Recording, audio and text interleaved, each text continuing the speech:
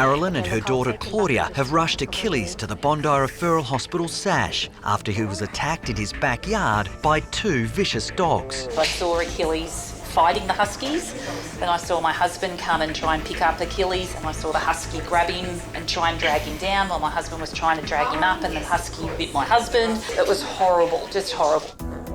It's all right. Oh, I know, I'm sorry. Dog attacks on cats can be really serious because they can get crushing injuries, they can get tearing injuries, and really we don't know the extent of that until we have a look further. I think this cat is in shock. His heart rate is really high, it's through the roof, so it's vital that we get him checked over really quickly to see if we've got any major problems that we need to get on top of. The savage attack has shocked Claudia, who's had Achilles since he was a kitten. He's just like my best friend, like I'm with him 24/7. He's just the best cat I've ever known, so it's a bit sad. Hi. Hello. Do you need a hand? Yeah, please. I think he's been attacked by two dogs. Oh no, sweetheart. Yeah, so we're just discovering we've got a few wounds there. Yeah. Somebody's definitely gone in there, haven't they, little man? Just looking at Achilles' abdomen, and I can see a puncture wound, which is obviously from one of the dog bites. I just need to make sure, do a thorough check that there's not any other puncture wounds lurking around. Sweetie pie. I think he has got a paw that's bleeding, so I just need to have a further look at that. But all his nails are scuffed, like he obviously tried to get away and they just grabbed him. Oh, I know. The next thing I'm going to do with Achilles is I'm going to pop him down on the floor and watch how easily he can move, because we really need to see whether he's got any breaks from the attack. Good boy. Looks like he's a bit weak on that back right. The external wounds that we can see in Achilles are really just the tip of the iceberg, because actually we might have got organ damage or bleeding, and that is what could be really life-threatening for him. Oh, sweetie. All right, Flower. I'm on my way down to the south coast of New South Wales to Mogo Zoo to look at a rhino that they're worried about. Now, I'm thinking the reason they've called me is because I've done a lot of work with African animals in Africa. Maybe they need someone to dart it. Well, I'm about to find out. Chris has been called to Mogo's rhino enclosure to help their resident vet treat new arrival Jabari, a 2-ton southern white rhino with sore feet. Hey guys, how are you? Chris, how you Good morning. going? Now I'm guessing this is our patient. Yes, that's right. One little detail, Yep. there's no dart gun here. No, that's right. So we're not darting them at all today. We're doing all of their work conscious. Chris is here today to give me a hand with one of our rhinos, Jabari. He's got quite bad foot problems, and I needed another vet with some rhino experience to give me a hand with him. You're expecting me just to treat these feet with them just standing there and showing me their feet? Yep, so they'll lie down, so with a scratch, tummy rub, they'll lie down and present their feet to you, and you're going to do some work on their feet while they're lying there. Is this a joke? Or that's it. Here's today's first surprise. There is every chance we're looking at what is essentially a 2,000 kilogram dog who responds to simple voice commands. So what we'll do is just stand back while these guys call him over, and then they'll be giving him a rub in his thigh and on his belly and dropping him for us, and then we'll go in and start working. I mean, there's a lot of weight going through those feet. Exactly, yeah. And so this is a problem that you see through lameness? You see him limping around? Or No, just so no, they haven't been lame at all, but we noticed some defects in their hoof fall, and then when we cleaned them up properly, we started seeing these nasty lesions on their soles. Okay. Come on, matey, don't lie down there, come on. Anyone that's ever cut their foot knows that if that happens and it's sore, you can just shift your weight to the other foot or even hop around. For a rhino, that's just not possible. They have to carry all of that weight through their feet evenly, otherwise the pain, the discomfort just makes life not worth living.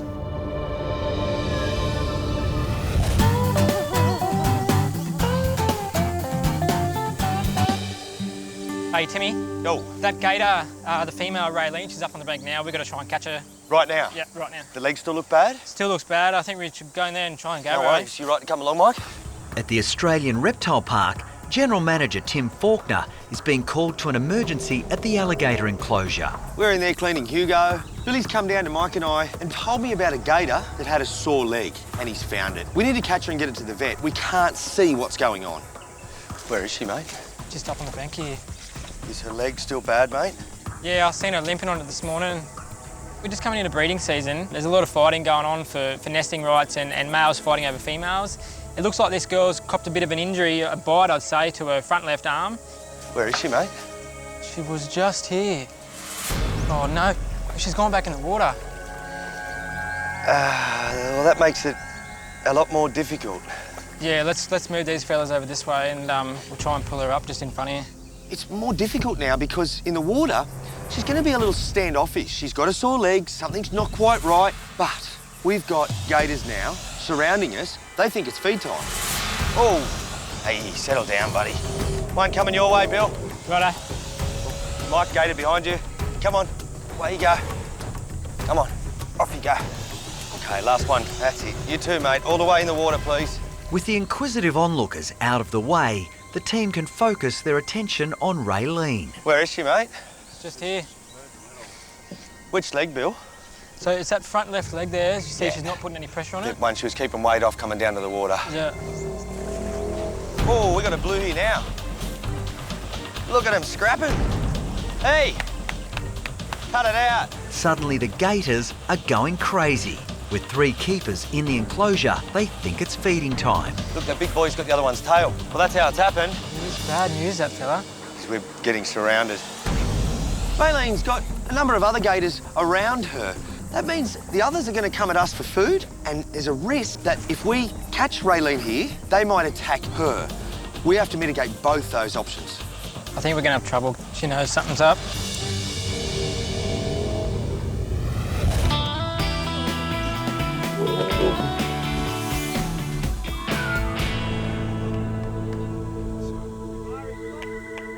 Chris has been called to lend a hand at Mogo Zoo in New South Wales. So you guys, you call him and he comes over? 2-ton southern white rhino Jabari has foot problems that resident vet Sam needs help with. So today's all about trying to, I guess, clean out those lesions there. Exactly and right, yep. Start the healing process. Yep, exactly. So we'll get Jabari down, he'll have all his feet presented to us and we'll just start cleaning them up and doing some work on them. Come on, matey, don't lie down there. Come on. Jabari, come on. Chris was quite surprised when he found out we weren't going to tranquilise Jabari. We've got him trained to drop on command. The reason for that is that we need to work on him every day, and of course we can't anaesthetise him every day, so there's a fair risk associated with that. Come on, mate. Move up. Good boy. Come on, matey. This is quite incredible. Good boy. He's now appearing when his name is called. And the plan seems to be to make him comfortable enough to then Move up. present himself for his foot inspection. Good boy, mate. With a bit of encouragement, Jabari finally makes his move to lie down. It's incredible though. Yeah, he's very good. Come on, up. It's like a dog, he said drop and he dropped. Yep. We've been working a long time on this. Unfortunately for the team, Jabari has laid down the wrong way. We want him to go down with his feet facing outwards so that we've got the fence to protect us. The thing about a rhino is, if he wants to lie down a particular way, he lies down a particular way. You can't change that. We haven't perfected the art of up yet. Been very impressed up until now. Come on, matey.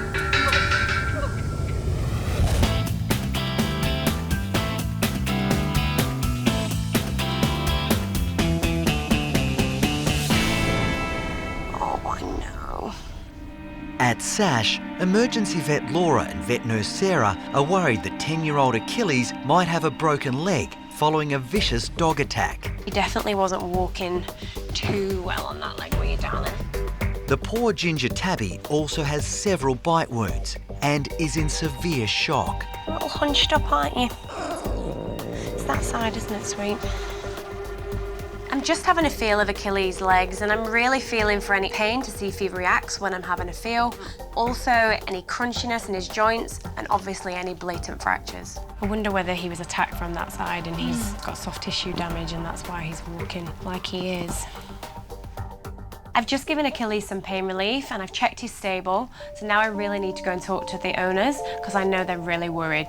There's definitely a puncture wound just sort of in front of his back right leg. Okay. And also his back nail on that foot is also bleeding. So I think at some point they've gone in on that side. Yep. And that's where the brunt of the attack has been. I don't think there's any obvious fractures anywhere, like I can't feel that. But sometimes, you know, a fracture wouldn't be the worst case scenario. We don't want any bleeding internally. So that's what I really need to make sure we've not got. Yeah. I'd like to get the x-rays. Yep. And then I think we've got a better idea of what we're dealing with. Oh, I feel really sad now for him that he had to go through it. It was just in his own backyard, and the next thing he's fighting off these two huskies. It's horrible. I just hope he's okay. I'm just really worried about that he's got internal injuries too, because he's definitely not walking properly, so something's causing that. Oh, little man, look, they've come to say hello. The reality of the situation is starting to sink in for Claudia, who can't bear to see her beloved Achilles injured. Poor thing. Claudia's really upset, actually to the point that she can barely speak about Achilles. Achilles and her definitely share a bond, and so seeing him like this is really hard for her. God knows what happened before we saw it. No, you can't think about it. He's so lucky, really, isn't he? He's really lucky.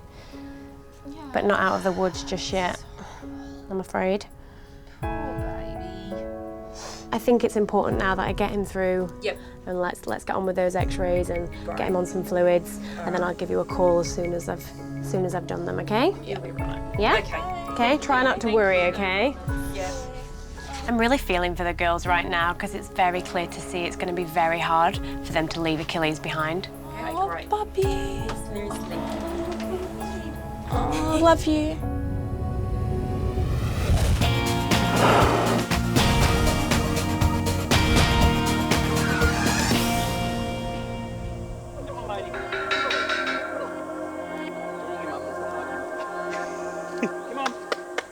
At Mogo Zoo, Chris is helping staff treat 2-ton rhino Jabari, who has bad feet. The problem is, the southern white rhino has decided to lay down the wrong way. Come on, mister. He wants the sun on his big belly, and if he lies the other way, he doesn't get it. Gotta get up. Jabari is very much a couch potato, and it takes a lot to actually get him up once he's had a belly rub. Come on, Rhino. Come on, up. There we go. Good boy, Jabba. 10 minutes later, and Jabari finally decides to stand, and the process of getting him to lie in the correct position starts all over again. Yeah. Barry, rock. Good boy. Yes, down you go, buddy. Well done. Beautiful work. Good boy. Good roll. That's just incredible. Good boy, mate. With Jabari finally in position, the team will have only minutes to treat his sore feet. All right, Adrian and Ty will just keep him occupied and keep scratching him. What we'll do is, I think if I start on the front feet and you can start on the back feet, we'll just start getting them cleaned up and then we can go from there. Okay. So you're going to probably get a bit muddy. So if you wanted to start here. Okay, great. I'll do all the restraining. Sure. The fact is, these rhinos spend a lot of time around mud, so the first step in getting these feet fixed up is to scrub all that dry dirt off their feet, and it's a pretty rough process.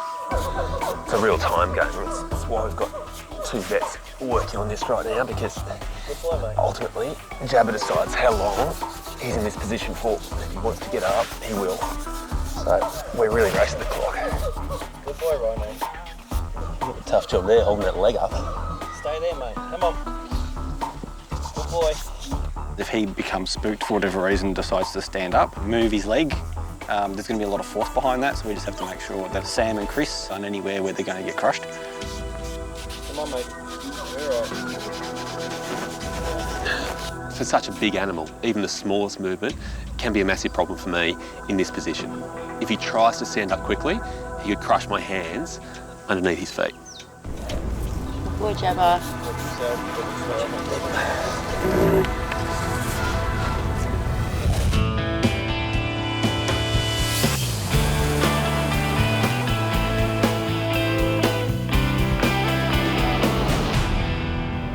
You're so good. You're so good for us. At SASH, emergency vet Laura Musgrove and vet nurse Sarah need to take x-rays of Achilles after the cat was mauled by two big dogs. I'm ready. Settings are good, yeah? Yep, settings are good. The worry is the 10-year-old might have serious internal injuries. So let's have a little look what we've got. There's no obvious fractures, his hip's in the socket. I don't know if I like this. We might have got a bit of bruise in there. See here, we've obviously got, that should be nice and clear like it is on this side. Okay. So I think what we've got there is some bruising of his lung tissue. Oh, We're gonna have to keep a real close eye on that because he had been bitten on that side as well. So at the minute he's breathing okay, but he could get a lot worse. I'm really surprised by his x-rays because I would expect them to be a lot worse given what has happened to him. I think the next thing we need to do is get him clipped, get those wounds cleaned, and get him on some fluids. Okay, sounds good. Achilles has been attacked by two dogs, and if you think about it, those dogs have got a mouthful of bacteria, so we really need to get the antibiotics on board to stop any infection settling in. Good boy. Okay. All right, Flower. Yeah, so this side is definitely the worst side, I think, isn't it? Yeah, this looks like the sore side, doesn't it? Oh, I know, darling. Really sensitive, aren't you? He's twitching a little bit as we're clipping him here. He's obviously very sensitive around this area. I know. Achilles has had a rough night, and to top it off now, I'm clipping up his wounds, so he's not too happy about it, but I'm hoping he's just going to tolerate it because he knows it's the best thing for him. Oh, it's okay, my darling. You're okay, I'm sorry. Oh, sweetie. Oh dear, in a grumps. Tooth puncture him here, and I guess we just need to know how much damage that's done inside, whether it's torn into any muscle. My biggest worry with Achilles is that those wounds won't heal as I'd like them to, and then if they break down, that basically means he's going to have to go to surgery, and that is something I want to avoid at all costs. It's already starting to look quite discoloured and, you know, becoming bruised already. Yeah, I am worried. We've really done everything we can for Achilles tonight, so I'm just going to let him rest in a cage, and tomorrow we'll have to come back, we'll look at those wounds. If they're any worse, he may have to go to surgery. All right, my darling, I know you're uncomfortable, but we just need to give you a bit of time, get some antibiotics on board and see how we go. I'm very unhappy, aren't you?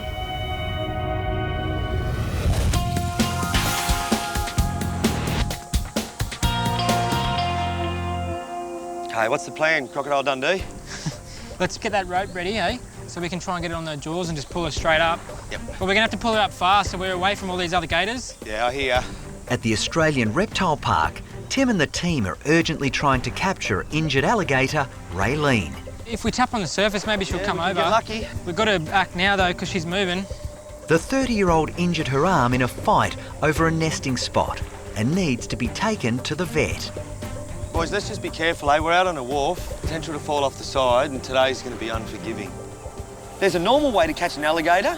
That's not going to work today. She's in the water and showing no signs of coming up. We're going to have to catch her there. Well, it's not the normal, boys, but it's happening. Here we go. Come on, sweetheart. We're going to get one shot at this. Try and lure her up to the end of the ramp where they feed and drop a rope over her on the water. We need to get it around the head or in between the jaws. One chance and she'll be onto us. It has to work. A little bit more. Got it. Not by much. Watch the other gators take it straight in, Bill. Got it. Out of the way, Cobb. And the post. Yep. I'll go wide Another here. post. That's it, mate. Right. Out of the way there, Cobb. Pull her Get ready on straight that up. rope. Straight up. Watch these other gators. Right up. Woo! Right, I've got this rope solid. Okay, good. He's gonna have to jump her right now. That rope's slipping. Okay. You hold on to that, you're gonna need it. Someone on the front, get on that rope, Mike. Right, go, go, go. That's it. Yep. Now just work your way up it, mate. Work your way up it. Watch our fingers, eh? Sideways. Just gotta get these legs up. Put that jaw shut. That's it. That wasn't easy. Now we've got his legs in strife. Reptiles, especially crocodilians, alligators, brilliant at concealing their injuries. Now, she's not using the leg, but to look at it, it looks all right. But when she walks, it's obvious it's not working. So the only way to really get an understanding is for the vet to have a look. All right, well, let's jump around and pick her up. Okay, right. Whoop, whoop, whoop. Get on it. Raylene's a 30-year-old female alligator weighing the best part of 100 kilos. We've got to get her out of here. That leg feels good to me, is it? Feels like it's just sitting down. It's warm today. Gators can build up lactic acid, overheat, that can be fatal for them. Straight into the air-conditioned van, boys on the back, to the vets. Okay, sit tight. We haven't got far to go. I'll see you in a minute.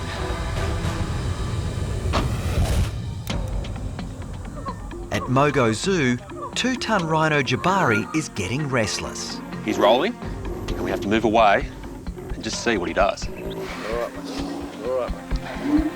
Okay, roll. Good roll, good boy.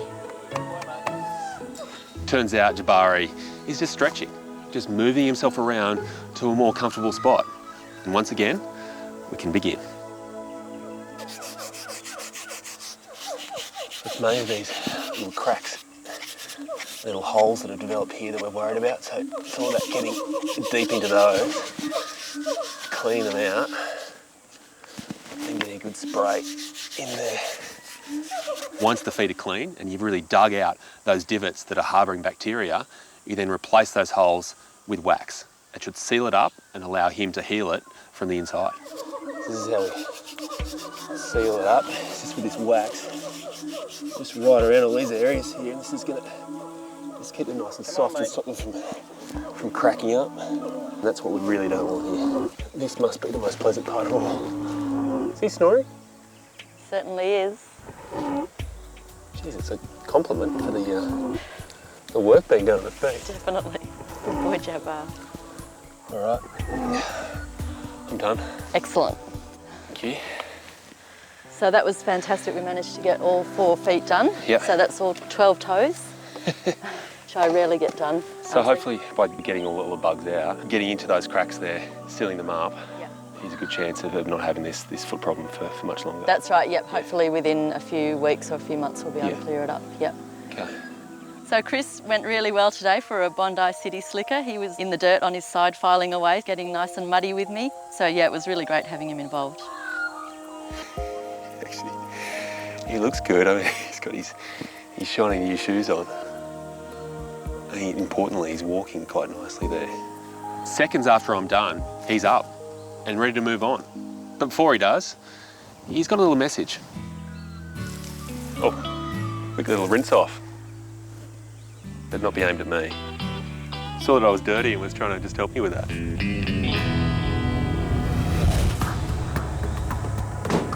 Right, boys? Tim has arrived at his local vet clinic with his volatile cargo, injured alligator, Raylene. I'm going to drag, Bill. Can you support that front arm? 1, 2, 3. She's got some strap around her mouth, I assume? Yes, she has. I've put a lot of things to this vet clinic. Wombats, devils, koalas, giant snakes. But I don't think we've taken a gator this size. Straight through, Keep the dog away. Straight through.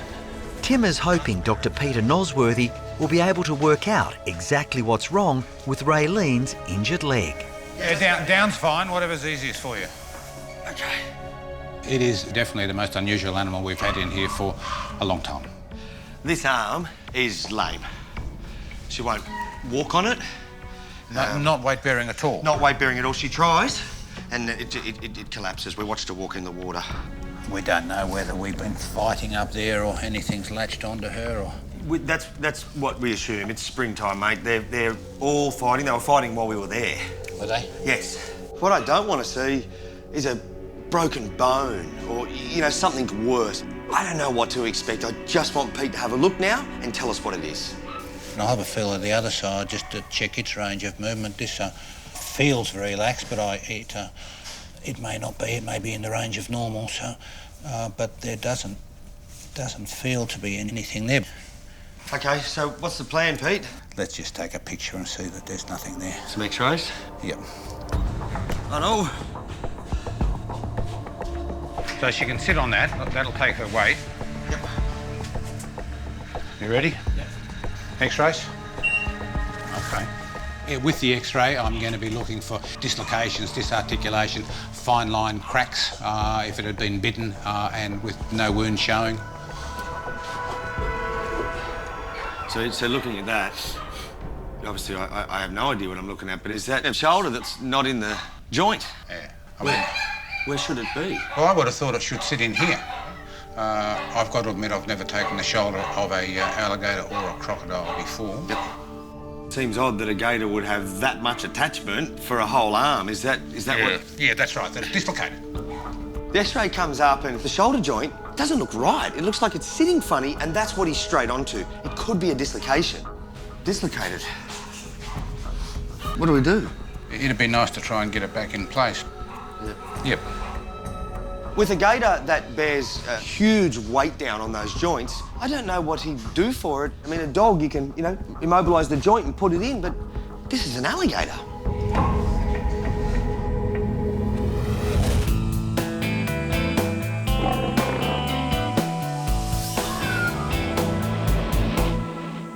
So while you're here, Chris, I've got one more thing I need a hand with.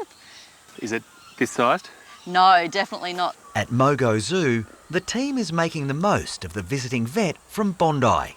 Just when I thought my work here was done and I could dust myself off and clean myself up, oh no, turns out there's something even more dangerous that Sam has in mind.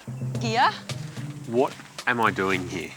Well, you're going to catch up with Jen, one of our keepers, Yep. of the world's bitiest mammal. So I'd strongly suggest that you take these with you.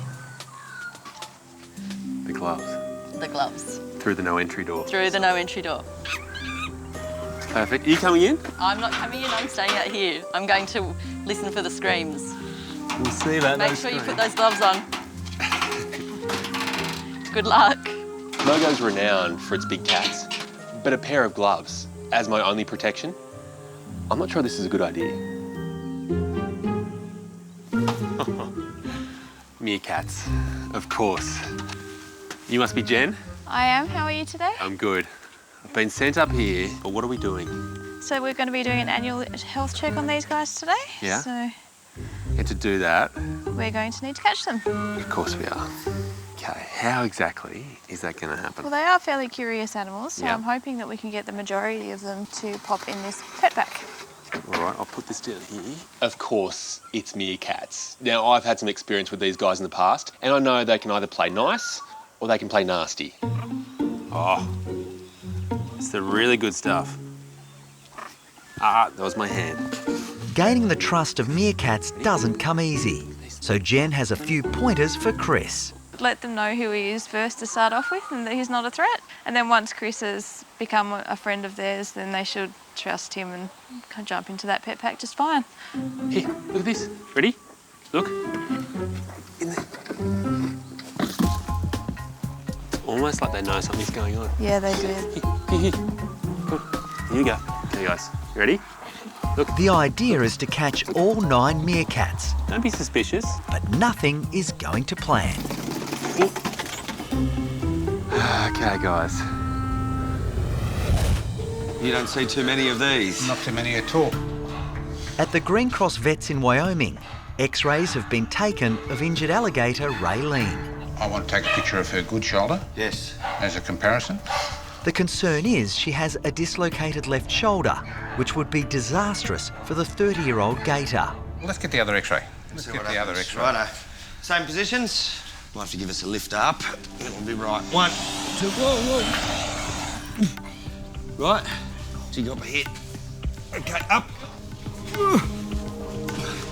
I haven't taken any shoulder X-rays in an alligator before, so we need to examine the other leg, take an X-ray of the other leg. X-rays. Well, it'll be interesting to see what happens here. Moment of truth.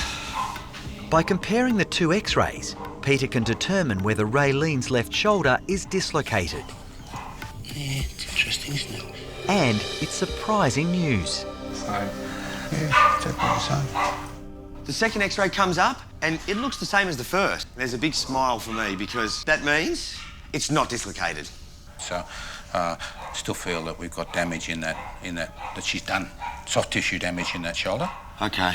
Swimming is going to be a really good exercise for her, Yeah. but on the beach she's going to find it more difficult. Okay.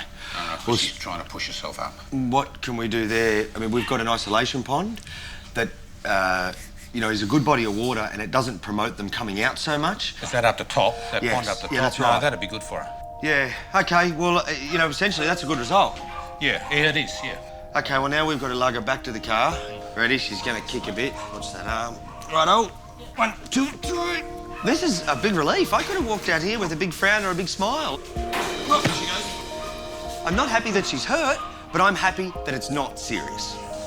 Thank you again, mate. Hopefully I don't see you too soon, although I do like seeing you. Righto. We've got just a place for Raylene. There's actually one other female gator in there now who was getting a bit of a hard time. It's an isolation pond that allows them to recuperate, rest, and just be away from the madness of the other 40 gators. Okay. What's this other gator like in here? Oh, she's all right. Not like this one. If Raylene had dislocated her leg, it would have been a real drama trying to get that back in. She knows she's home, right? She's a beautiful old female and we love her dearly here at the park. I'll pull Mike off. Yep. And you'll be on the jaw and you let go last. Happy with that? Yep. Okay. All you, mate, no tape. Okay, mate, just come off. You're right, away we go. Whoa. When Pete said Raylene's shoulder could be dislocated, my heart sank. The fact that it wasn't that and what she has is treatable, music to my ears. Big effort, boys, but good result. Bit of TLC, Bill. No more surprises today, please. I'll try my hardest.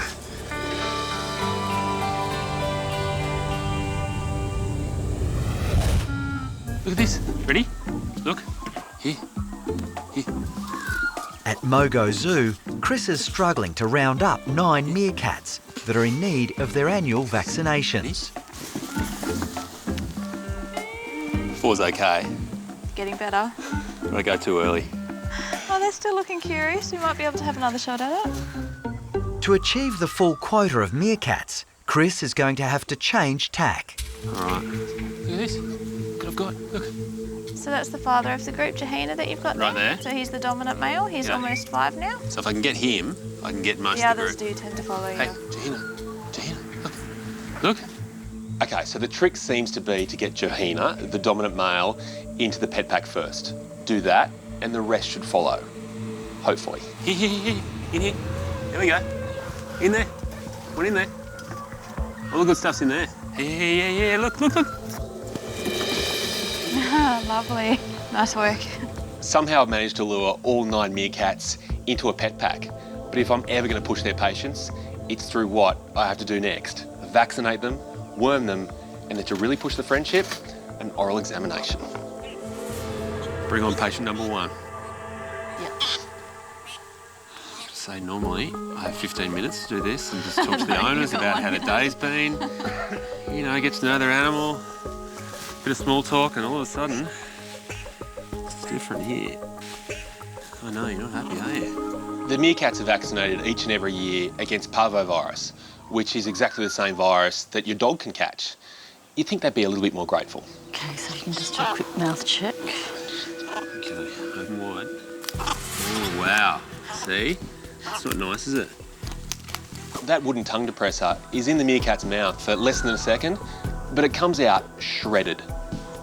84. Yes. A bit more dangerous than the rhinos. Okay, so the worming stuff's just there. Yep. So 0.1 of a mil. Yep. There you go. Excellent. All right, so she can go. Fast. It's just in and out. With the meerkats clearly unimpressed, it's important Chris and Sam complete the job as quickly as possible. The meerkats are quite used to people, but it's all on their own terms. So as soon as we actually try and grab them, then they become quite bitey. You're ferocious, aren't you? So many teeth in such a small mouth. This is one of those situations where looks are incredibly deceiving. A meerkat seems adorable, but when those teeth get moving, they are ferocious. Really good teeth. Mainly because I think she uses the teeth so often. Yeah. Just one more meerkat to go. and it's the feistiest of the lot. What's this one's name? Johina, so this is Dad to all of them. Dad. You can see There you he's go, taught them buddy. all how to bite. You've done a good job of it. You should be very proud, Dad. Wow. Yep. The teeth work. This big, aggressive male is itching for a fight. The closest thing to this is a chihuahua. Yes. I'm getting a lot of flashbacks. You're not related to the chihuahua, but geez, you put on a similar show. You're doing dog impressions? I'm getting a dog vaccination, so it makes sense. Boy. There you go. Okay, that's it. 9 meerkats done. How long did that take? 15 minutes? I think it was about 11. Well, I've got to say, considering the collateral damage, it's actually all right. Yeah. That was a good effort. Could have been a finger. Chris has done a fantastic job with our meerkats and no bites for the vets, which is also another record. Fantastic. All right, good. Well, I'm going to take this gear out and leave you to release them and hopefully rebond with them. I'll just Yes, you might need in the those. back pocket, just in case. Just in case. Wherever you go in the world, everyone seems to love meerkats. So it's good to know that the Mogo meerkats have got a clean bill of health. I know what you're looking at. You're looking at me and my fingers, but it's a happy ending. This has been a good outcome. You guys are healthy. I'm healthy. Let's just leave it at that. Okay, here we go.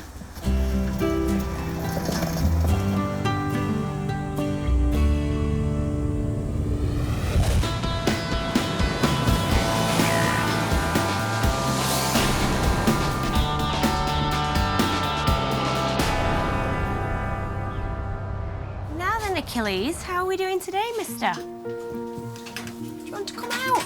Come on. Come and say hello. The following day at SASH, emergency vet Dr. Laura Musgrove is checking on dog attack victim Achilles. Well, that's nice, isn't it, hey? How are you feeling? Oh, I know, what an awful night. After a very lucky escape from 2 savage dogs, the 10-year-old tabby has bruised lungs and several bite wounds. When Achilles came in last night, things could have gone one way or the other, and it really was just a waiting game. I'm going to get him on the table now and give him a check over. How are we feeling today? Are you feeling a bit better? Good boy. Let's have a little look at what's going on. Laura is hoping the wounds have healed enough to avoid surgery. Actually looks a lot better, doesn't it, hey? Looks like it's closed over nicely. Not too much bruising at all. Let's have a look on this side as well. Achilles is looking much brighter today. I'm really happy with how he looks. Those wounds look great. There's not a lot of bruising there. And I think he's ready to go home. It's good news for owner Claudia and mum Carolyn after a stressful night worrying about their beloved Achilles. I just want to give her a hug. I know. Dog attack in itself was just horrible and I was really scared. Then I was scared for the cat. It's been horrible. The whole thing's been really stressful. Hi, guys. Do you want to come through into a consult room and I'll get him out and you can say hello? Come on then, buddy, this way. I think Caroline and Claudia are going to be so happy when they see Achilles. Given how they left him last night and what they're going to see today, they're going to be really pleased. Darling, come here. I'm just worried about his bruised lungs. No, honestly, he's been really stable. Oh, okay. There you go. He is a survivor. Survivor indeed. Darling. Oh, he would hate this. How long does that have to stay on for? A little while. Really? Mm-hmm. That's... Baby. He looks a lot brighter than he does last night. Yesterday. Yeah. You're a much happier boy, aren't you? Oh, all in all, he got off lightly, didn't he? We're very happy to have Achilles back. He's looking a lot better than last night when he was, just after the attack. So he's looking a lot healthier and more alert and happy. Okay, so ready to take him home? Okay. Okay, buddy. I know you don't like this, but just for a little while. Come on, darling. Oh, boy. Oh, that's big. There we go. There you go. There Oh, we go. grumble, Good grumble. boy. I definitely think Achilles' days of being an outside cat are over. He's definitely an inside cat from now on. Now then, I'm going to have to give you back. Oh. Okay, who wants him? Say goodbye to Dr. Laura. Bye, darling. Say goodbye, Achilles, and thank you. Oh, look, he's so excited now. Can you manage that door? Thank you. Goodbye. Thanks. Oh, look, the outside world. Being attacked by 2 huskies, things could have been a lot worse for Achilles last night, but he's actually recovered really well. I think he's a very lucky cat, and I think you could say he's probably used up a couple of his 9 lives. Oh, what a relief. I know. Rose has brought in 11-week-old Annika, desperate for Chris's help for the little girl's deformed leg. You're going to be very brave. The poor Akita puppy has had a rough start to life and was recently surrendered to the Animal Welfare League. Oh, thank you. Oh, thank you. Oh, thank you. When I first saw Annika, I saw that leg and was kind of a little bit overwhelmed. I really hope that it's not causing her any pain. That's the main thing that I'm concerned about, really her quality of life. And I'm really hoping that Dr. Chris can get to the bottom of it. Hey there. How are you? G'day, Chris. Rose. Nice to meet you, Rose. This is Annika. Yeah, this is Annika. And what about you? Yep. Wow, look at that. Yeah. All right, let's see if I can help you. Yeah, okay. Come on in. Thanks very much. Come on. No matter how much it feels like you've seen animals with all sorts of different problems, there's still that moment when I first lay eyes on Annika where I think, wow, what is going on with that leg? Yeah, that's like nothing I've ever seen before. Yeah, me too. Do you know much about how she came to be this way?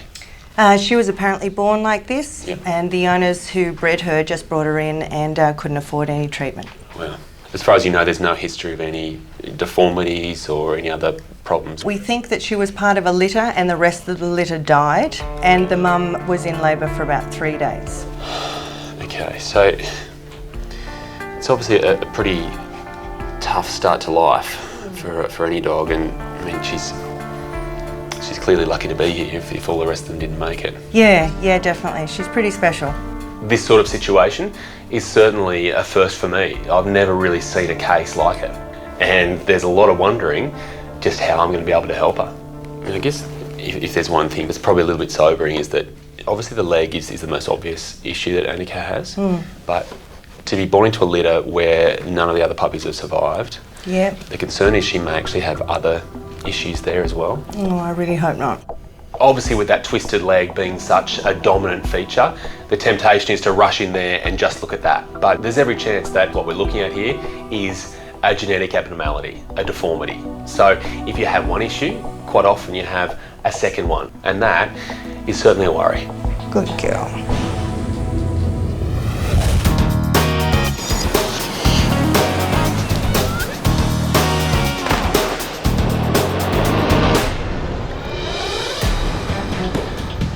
At the Bondi Referral Hospital SASH, distressed owners Graham and Leonie have brought in their much-loved Siamese cat Bo after a shocking accident at home.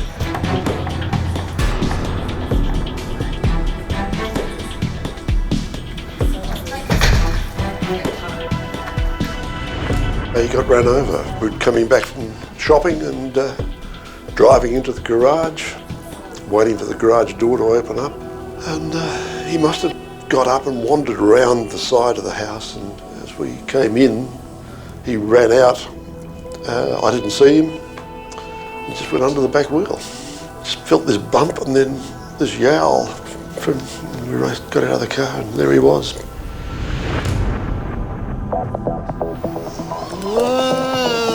Yes, sweetheart. Emergency vet Dr. Lisa Chimes is urgently assessing the unfortunate Bo. He's in a lot of pain. We need to stabilise him, give him some pain relief, and then try and work out what injuries he's got. Alright. Yeah, I think he's... Looks like he's hurt his mouth. He's sore, he's drooling. There's a bit of blood there as well. All right, sweetheart. Right now, I'm concerned about his head, I'm concerned about his back end. He's groaning, he's wriggling around, and we really need some more information before I can give any sort of prognosis.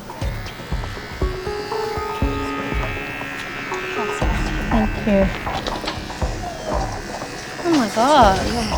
I'm examining Bo and I look at his admission sheet and I notice that he's got a history of kidney disease and arthritis.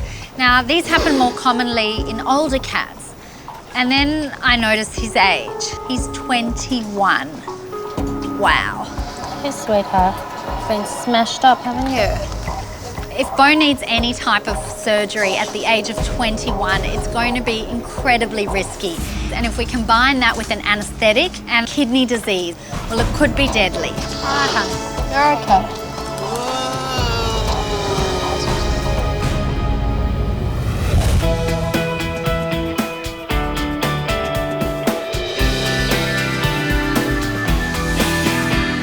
Hello.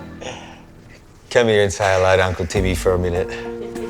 Hello, little one, how are you? At the Australian Reptile Park, it's an important day for 8-month-old June. She looks great. Yeah, getting so big. The Joey has been hand-raised by Tim and keeper Julie, who've been providing round-the-clock care. It's okay, it's all right. Thankfully, she seems to be growing well. They don't get much cuter than that. She looks good, but just going to make sure, double check. She looks great. Let's see how she weighs. What'd she weigh last time? About 680. Look at her. Hello, you. That's all right. Oh, that's all right. What do you got? We got 700. 700 on the dot. Beautiful. That's great. So she's put on another 20 grams. She is easily big enough for us to try and get her to take leaves. Beautiful. June's been on the milk for 8 months.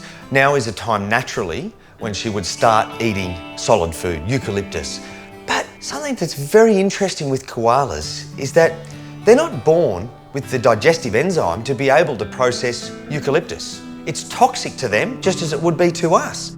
So what are you going to do? So we need to get pap, poo, from another female that has a joey that we can feed to June, and that'll give her the enzymes to be able to digest what would otherwise be toxic eucalyptus. Yeah, true. For baby June to make a safe transition from milk to eucalyptus leaves, Tim and Julie have an unusual challenge ahead. We've got to introduce June to pap today, and it's as difficult as it sounds, but I've got a plan. It's stakeout time. Yeah. We're gonna sit it out. We need fresh poo from a female. There's a few down there with young. We'll sit under their perches and maybe rattle their leaves, try and get them to eat, wake up and poo. And that's what we're going to try and feed to June to get her across that threshold from milk to leaves. Yeah. When I woke up this morning, I didn't think I'd be coming to work to come and collect koala poo. So a little bit weird, but we'll get there. So I think we're going to need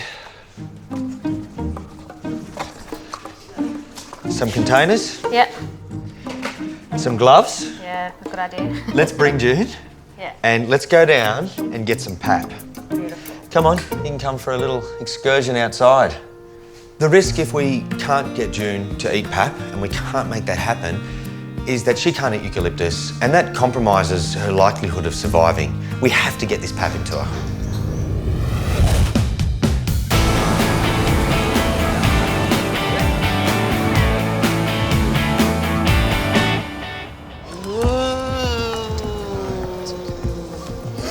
All right, sweetheart, we'll get you some pain relief. At Sash, Lisa is treating 21-year-old Bo, who was accidentally run over by his owner. Right now, the most important thing I can do for Bo is give him some pain relief. To think that he's had car wheels roll over him, he has got to be in an incredible amount of pain. And all I can do right now is try and manage the shock and keep him calm, and hopefully he'll settle down. All right, sweetheart, here's some pain relief. There you go. Does that feel better? As soon as I give Bo the pain relief, you can see he just relaxes and the instant relief on his face. His heart rate coming down was about 220. Oh, it skips better. Okay. Yeah. Because Bo is so old and suffering from kidney disease, Lisa needs to be cautious before running any tests to determine his injuries. The best thing we can do for him is give him a little break and try and protect his kidneys as much as we can, and then run those tests when he's more stable. With Bo now looking less distressed, Lisa wants to reassure his worried owners. For me, it's so important that Graham and his wife see Bo right now. Their last memory of him was howling after he'd been run over. And I think when they see him more relaxed, more comfortable, settled in the cage, they will feel a lot better. So here he is having a nice sleep. He's got some good pain relief on board. He's a lot happier. This is what we want him to do the whole night. Yeah. Just sleep, rest, we'll give him pain relief, and then tomorrow, if he's stable, we'll go ahead and we'll do the anaesthetic, x-rays, try and work out what injuries he's got. As soon as we know anything, we'll give you a call. Okay. It's going to be a long and anxious night for Graham and Leonie. He's been around the family for 21 years. Not the brightest of cats. Had a personality. Just hope he's not in pain, that's all.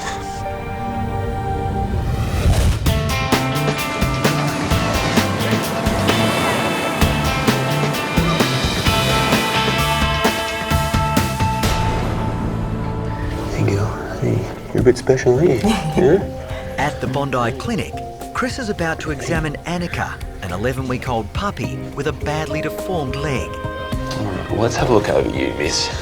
The worry is that the little pup may also have other problems. One of those areas where you often do see a lot of problems in dogs that genetically aren't quite right is in the cleft palate, so just in the roof of their mouth. Yeah. It's important in such a sad case like Annika to try to find some positives. And already we do have some, because her eyes, her ears and her mouth are actually looking pretty good. All right, so let's just have a listen to her chest and just see what's happening internally.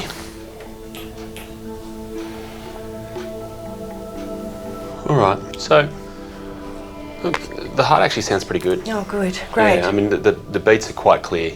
They're quite strong, and her lung sounds are also very clear. It's a relief for carer Rose to hear that so far Annika is looking good. So Chris can now turn his attention to the front legs.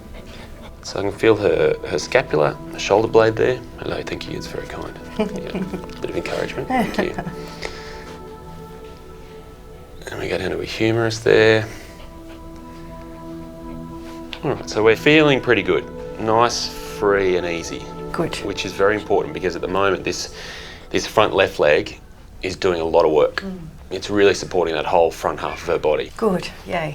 All right, let's look at this leg. Okay. Starting at the top, there is a shoulder blade there. So that part feels like it's formed relatively normally. As I work my way down across her shoulder blade and then onto a humerus, everything's feeling pretty normal. But suddenly, once I reach Annika's elbow, things take a dramatic turn. We're really 90 degrees off where we need to be, which is a long way. Yeah.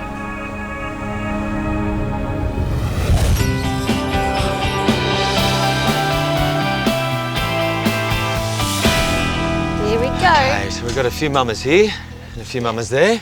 Tim and keeper Julie are about to embark on one of the Australian Reptile Park's strangest jobs. I'm going to go and sit under mum number one there. Yeah. And how about if you pop in with the other two just here? Yeah, no problem. Jules and I are at the koala enclosure, and we're here to collect poo, but not just any poo.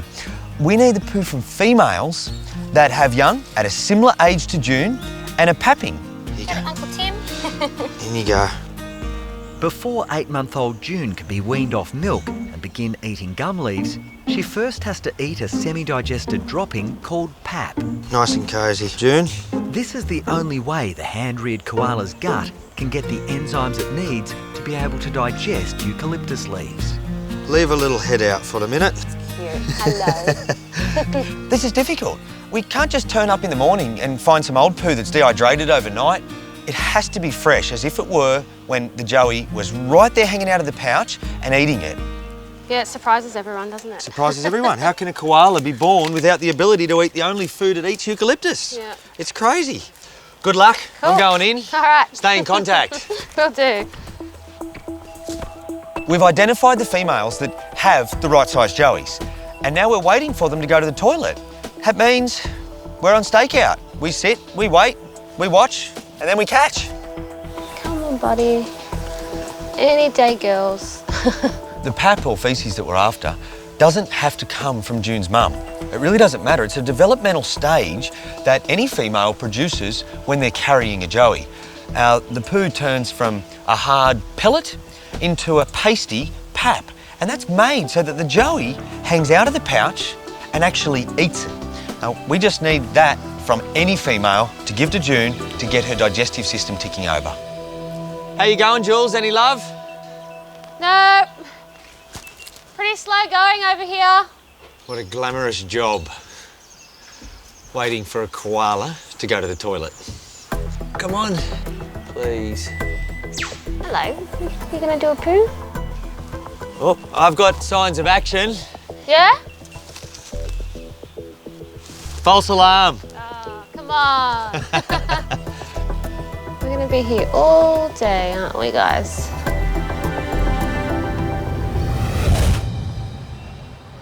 So yeah, it feels like everything from the shoulder joint down isn't how it should be. Okay. At the Bondi Clinic, Chris is examining little Annika's severely deformed front leg. We get to there, and that's kind of where we stop. One of the front leg's main jobs is to be able to reach forward and allow a step to take place. But in the case of this leg, the range of motion just isn't good enough. So with those toes pointing so far back, they're never going to support the weight in the position they're in. Right. And there's no clear definition of her individual toes. Yeah, right. So we know she's got feeling in the upper part of the leg Mm-hmm. because she doesn't like it when I push it forward. Right. But I'm very keen to see if she's got feeling in her toes, Okay. because that'll tell us whether we have a nerve running all the way down to the bottom of this leg. Oh, right. I'm squeezing really hard there. There's nothing there, is there? Yep, she's not responding. Suddenly, we arrive at what might be the most dramatic finding yet. Annika has no feeling in that paw. If she can't feel in that leg, it really limits what we can do with it. And obviously, I'm, at the moment, just trying to think of every single possibility we can come to and arrive at to give her the best possible life, because that's what it's all about with her. Mm-hmm. She's a puppy. She should be tearing around playing. She should be having the time of her life. But for her, short little bursts are even too much. Oh. Annika's a gorgeous puppy. Just the thought of her being in pain or being exhausted means her quality of life is compromised, and I can't watch a dog going through that. There's just nothing more heartbreaking, and I'm choking up just at the thought of it because it's really, really sad. So, yeah, I mean, it's kind of, I guess, the living proof of why she does need something to be done. Yeah, that's really heartbreaking. I just want her to be okay. Yeah.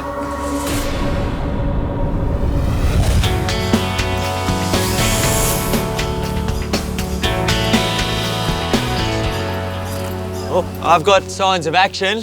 Yeah? False alarm. Oh, come on. At the Australian Reptile Park, Tim and keeper Julie are on a stakeout. You're meant to be keeping your eyes on the mums. They're trying to collect a special form of koala faeces called pap. Time is a real factor here. The females only produce pap at a particular point throughout their joey's development. If we miss that window, June can't move from milk onto solid foods. It's critical that we get it. I'm sorry, Mama, I know it's not glamorous, but it's just something I've got to do. Someone's got to go sooner or later because they're very active. Yeah. Come on. Every now and then I think so close, and you know, they get up and they move around and you think this is it, but no, no poo. Oh, in you get, June. Action time. Jules, Hey. it's happening. Is it? Finally, I look up and there's movement. Just as I get round to the mum, I can see a pellet coming out. The container's right there and I've got it. Oh, good on you. 3, nice pap too. Thank you very much. This is perfect pap. Right colour, right consistency, right shape. We're on the money. That looks pretty good. Liquid gold. And let's have a look if we've got here some old poo. Yeah. That's what we're looking at as normal koala poo. Yeah. Dehydrated, hard, pellety, and we've got perfect pap. Yeah. Soft, mushy, palatable. What we need to do now is take June back up to the nursery and see if she's willing to eat this pap. This is a big moment. You think she's gonna eat? I hope so. Sit her there for a second. I've got 2 young boys, and I know what would happen if I tried to give them pap. It wouldn't end well. Hopefully, June's instincts override that, and she gets on with it. Right, June, it's very, very important that you do this. She's pulling faces, she hasn't even tasted it. She's... What are you doing? Come on, June, you need to do this. Come on, June. She's sniffing, sniffing. Nope, I wish she'd eat it. Well, I'd hoped it would go a bit easier than this. Yeah. Come on, June. Very, very important for you that you take this. June really needs to eat this for her own benefit. Time is critical. If June doesn't eat it, she's in big strife. Here you go.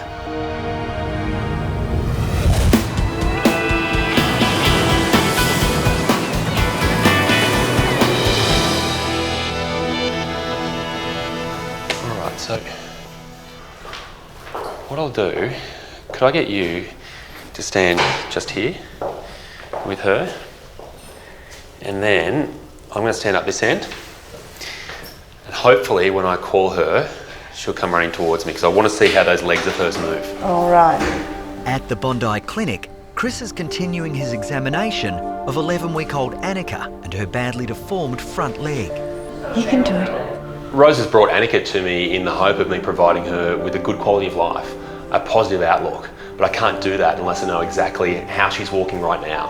Annika, come on, come here, come here, come here.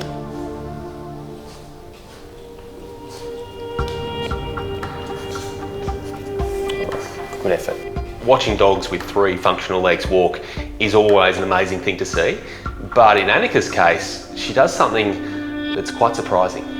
So, it's obviously not easy for her. Each of those steps is an effort, but she is still in the learning stage. Yep. Can we do it one more time? Sure. Because there's something that I noticed there that I want to look at more closely. Come on, baby. I keep on reminding myself of the fact that Annika's 7 kilos now. She could be 40 kilos one day. Go to Chris. Come here. Go to Chris. And the way she walks right now, I don't believe is sustainable. If you look closely, at the same time that this leg goes forward, this leg here, in trying to do what it wants to do and actually walk, actually pulls back. Right.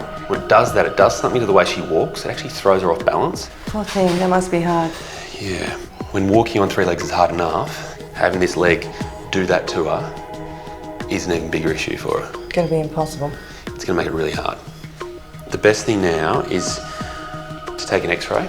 Okay. Now, an x-ray is going to tell us exactly what's happening structurally with this leg. Righto. We now know more about what's happening functionally, but once we know what's happening internally with the bones, then we then have all the information we need to make a judgment call on what we can do for that leg. Okay. Every single step here is revealing more and more about how Annika lives her life. But if she's going to live a happy life long term, we need a solution. And that solution ultimately revolves around what's happening on the inside of this leg. So are you okay if I take her through for an x-ray now? Yeah, for sure. And then I'll let you know exactly what we find. Yeah, baby, be brave. You be brave. Best girl. All right, thank you. Thank you. I'll see you soon. Bye. See you, Annie.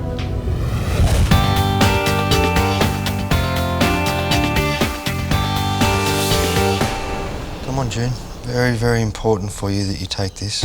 At the Australian Reptile Park, Tim and keeper Julie are desperately trying to get little koala June to eat pap. She's smelling it, interested, but won't touch it. The hand-raised Joey needs to eat the specialised form of dropping before she can properly digest eucalyptus leaves. All right, settle down for a minute. June is a little princess. I put the pap near her mouth and before it even touches, she's pulling faces and her tongue's coming out of her mouth. I don't know if she's going to eat it. So what do we do if she doesn't take this now? Well, I wish she had, but I can say I've got a plan. Can you please mix up some milk and grab a very small bunch of the nicest leaves and I'll meet you out at Mum's Club. Yeah? It's time for plan B. Now what I'm going to do is mix some of that pap in with her milk and trick her into ingesting it. Fingers crossed it works. Good girl. She doesn't need a lot of this to do the job. Okay, so here's the milk. Yeah. And the idea is just to get a little bit on the end, just to get her drinking like she does. And hopefully she gets a mouthful of you-know-what at the same time. Come on, darling. Interested? Not sure, still smelly. Yeah. She doesn't want it just yet. Little June reaches her arm out and grabs onto me. And I know exactly what that means. She's ready to drink. Hey. Look at that. That's great. Look at the milk going down. We did it. Hey. Plan B worked. Plan B worked. It's an instant relief. A big weight is lifted because now she can do what all little koalas do. Eat eucalyptus. Look at her go. What a champion. It's so hard not to pat her and go, good Yeah, girl. let her drink, let her drink. Today's a proud mum moment, really. I mean, to see her take that little next step that she needs and it's so important for her development is just so amazing. Very, very proud. Yeah, and it's not important how much milk gets in. The fact is that she's got half a pellet of pap in here with this. Yeah. And that's all the goodness she needs. Done. Look at her little milk beard. What a relief and a great success. And it won't be long before she's out in the park with koalas the same age as her in koala preschool. It's all right. Come on, sweetheart. It's okay. It's okay. There we go. Yep. At the Bondi Clinic, Chris needs an X-ray of little Annika's front leg. X-ray. The 11-week-old Akita puppy was born with a horrible deformity that's affecting her quality of life. Wow. Can't say I've ever seen an X-ray like this before.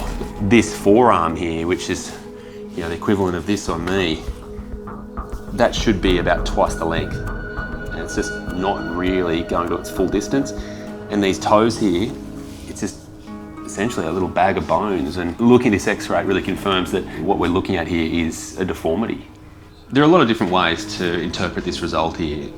For me, it is a good thing. What we're seeing here is confirmation of what we've been essentially proving over the last few hours. So to me now, it's clear how we provide Annika with a bright future, how we can actually give her the rest of her life pain-free and full of happiness. There is only one answer. Hey, Rose. All right. So, to me, the easiest way to open up a future is quite simply to get rid of that leg.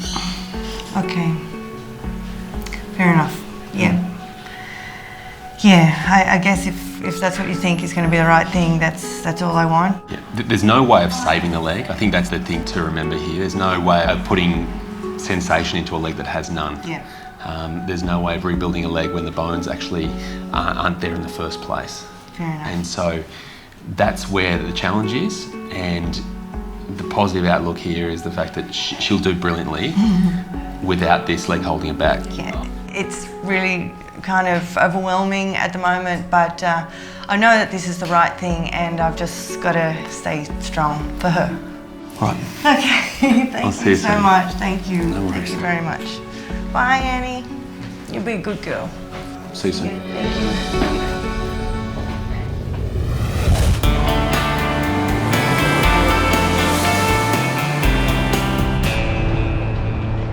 Yeah, let's have a look at him. Hey, sweetheart. Oh, he's so much happier. Darling, you want to come out with us? At Sash, 21-year-old Siamese cat Bo has been rested overnight after his owner accidentally ran over him. Good boy. I think he knows that we're helping. Yep. You finally trust us. Now that Bo is calmer, Lisa is able to give him a thorough examination to find out the severity of his injuries. What can you do, Mr. Bo? He's putting weight on the front legs and that back right leg. He's just that back left leg is not really working that well. But then I've got to keep in mind he's got such heavy drugs on board and he's got arthritis, so he's not that strong in the back legs anyway. But that leg is worrying me, yeah. He's really not wanting to put any weight on that back left leg. I'm worried something's broken. So now's a good time to take the x-rays, work out what's going on in his back end and have a good feel and assessment of his jaw. We're trying to assess where he's got broken bones, and the best way to do that is to give him some sedation so that at least he doesn't feel the pain. Looks like he's getting a bit more asleep now. Everything's symmetrical, lined up. He hasn't got any tooth fractures. Maybe he just had a bad headache when he came in. There's no crunching. No. Nothing feels broken. I think what we're feeling was his canines grind on each other. They do, yeah. He's got really bad teeth. So you can feel, like if you feel that closing, it feels like... It does, it like crunches. It crunches, yeah. it makes his whole jaw feel like it's crunching, but it's actually the teeth grating on each other. Now that he's under anaesthetic and we're having a really good feel and move of everything, it feels really normal, and this is a big relief. Let's see what he's done to his legs. Yeah, let's look at those legs. But the thing that I'm most concerned about is he can't stand, and we really need to work out what's going on there. How are you feeling? You ready for this? It's going to be a good thing for you. Yeah. You're going to be fine. At the Bondi Clinic, it's a huge day for Annika, with Chris preparing to remove the puppy's deformed front leg. How's that feeling, little one? It's been a rough road for the rescue pup, who was born with the debilitating problem. My whole mission here is to really make sure that Annika's quality of life is improved and set her up what should be a happy future ahead. But that future won't be happy unless she can walk well. All right, let's get started. Vet nurse Liesl is assisting Chris with a difficult operation. The challenge at the moment is really working my way down through the skin, through the muscle layers, past the blood vessels to where I need to actually go through the leg. Just getting to a collection of nerves and blood vessels here. They're only small, but they can still bleed, so we're just going to clamp those off before we cut them. How's she doing? She's been stable the whole way through. Okay. Once Chris is safely through the layers of muscle, he can begin delicately severing the nerves in the top of the leg. Normally when you cut through nerves like I'm doing now, you get a twitching down the leg, but as I'm cutting through these, nothing's actually happening. So it is further confirmation that for whatever reason, the nerve function to the bottom part of this leg just is non-existent. Okay, Annika. There we go. Finally, the deformed leg is removed. It's actually come off reasonably well. I mean, we've managed to preserve all those blood vessels. Those nerves, we've cut through those with no major problems. So now comes the next challenge. It's sewing all together.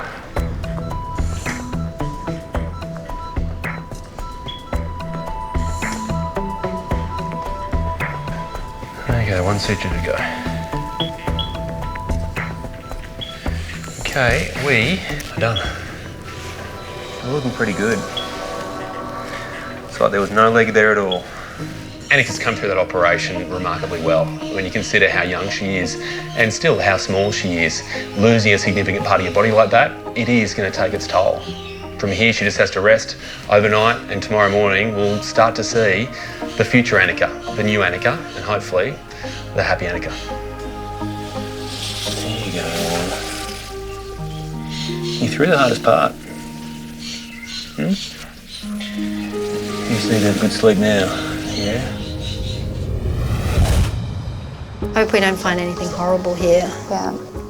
At Sash, Lisa is about to x-ray Bo to see if there's any damage to his back legs.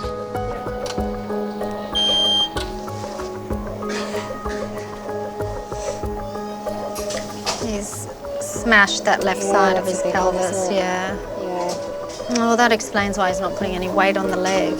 Yeah, The severity of the damage is worrying Lisa. It's not sitting in the right position. I'm just going to confirm with the surgeon what they'd like to do with this. I'm concerned in this case, Bo's actually going to need an operation. These are Bo's x-rays. Oh. Yes. Ow. So it's very upsetting because he's 21 and he's been through a lot. His bones look like they're 21-year-old bones too. Gosh, it's not much to them. And the question is, do you operate on this or do you let him potentially heal on his own? Oh. Yeah, at 21, you put him through a major surgery like that, he may not come out the other end of it. I've looked at Bo's x-rays and, he's got a pelvic fracture, there's no doubt, but it's not very displaced. I mean, the fracture it's nasty, but I think it's close enough together that if we just leave it alone, he'll heal slowly by himself. His bones are really osteoporotic, and I'm just worried that if we do surgery, we will just make things worse. We've got to strip off all the muscles, and then we might actually shatter those bones. So I think because of his age, and because he's relatively comfortable, I think we can just pop him in a cage, give him pain relief, and with time it will heal. And I think that'll be the best result for him. I think he'll get there. Even if he doesn't heal properly, Yeah. it'll heal enough that he'll be comfortable Exactly. and lie around in the sun and do whatever 21-year-old cats do. And that's what he does. His favourite thing to do is sit in front of the heater on the couch. We're not expecting him to run marathons. We just want him to be comfortable. Yeah. Bo's going to have to stay with us for a few days to continue his recovery, and after that, he'll be able to go home.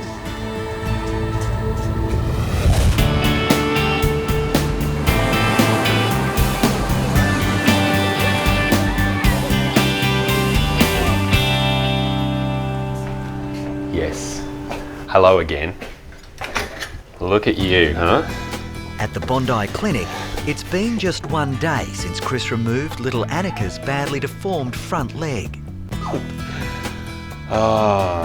You bounced back, haven't you? The 11-week-old rescue pup is recovering remarkably well and is already wreaking havoc. This just says it all, doesn't it? This? Yeah? And this, right? Yeah, it's been quite the night. Annika recovered quite quickly to the point where she was licking her suture line and then decided to chew her own drip out, which is why she's now wearing the cone of shame. Good girl. Here we go. We get to see now, don't we? Yeah? Look in the eyes and say, why did you do it? Because you can get away with it, that's why you did it. All right, let's have a look at this wound. Actually looking pretty good. We're not overly sore either, which is nice. I mean, it's going to be sensitive. So far, so good. I mean, she's bounced back remarkably well, and importantly, the area where we took the leg off looks healthy. All right, good progress. Although you and your tongue already knew that, didn't they? Every indication from Annika this morning is she's ready to go, but we need to see how this body performs. Annika, come here. Annika, come here. Come here, come here. Come here, come here. Oh, yes. Look at you go. This is the first time I've seen Annika run. Call her again. Annika, come here, Papa. Come here, sweetie. Oh, you're so good. You look at her face and it is full of delight. Suddenly, there's now so much to be excited about for Annika. And I know Rose is going to be desperate to see this. You ready for your moment? Yeah? Let's do it. Hey, Rose. Yes. Come out here. Okay.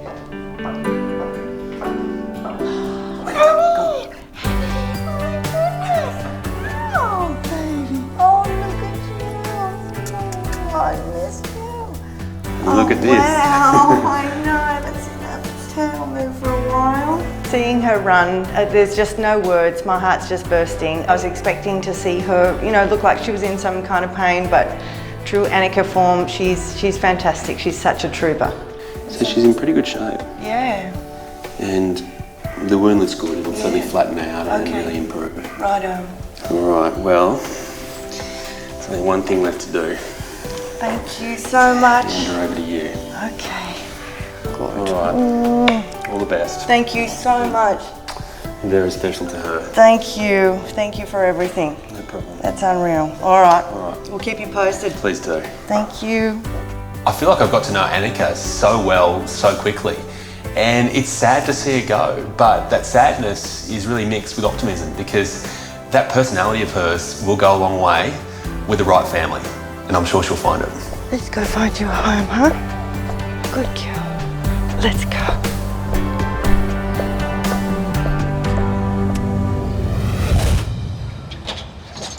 Sweetheart. Hi, Bo. Hi, buddy. At Sash, 3 days of TLC for elderly car accident victim Bo has had a positive effect. And today, he's ready to continue his recovery at home. You look pretty comfy. Bo's been through a lot. He's been run over by a car and has broken his pelvis. We've actually decided not to do surgery on him because he's an old cat. We don't want to put him through such a big operation. So we're going to give him a chance to heal on his own. Your mum and dad have arrived to take you home, sweetheart. That's where you should be, on the couch. You've got a lot of rest to do, my friend. Bo's relieved owners, Graham and Leonie, are keen to get their special boy back home.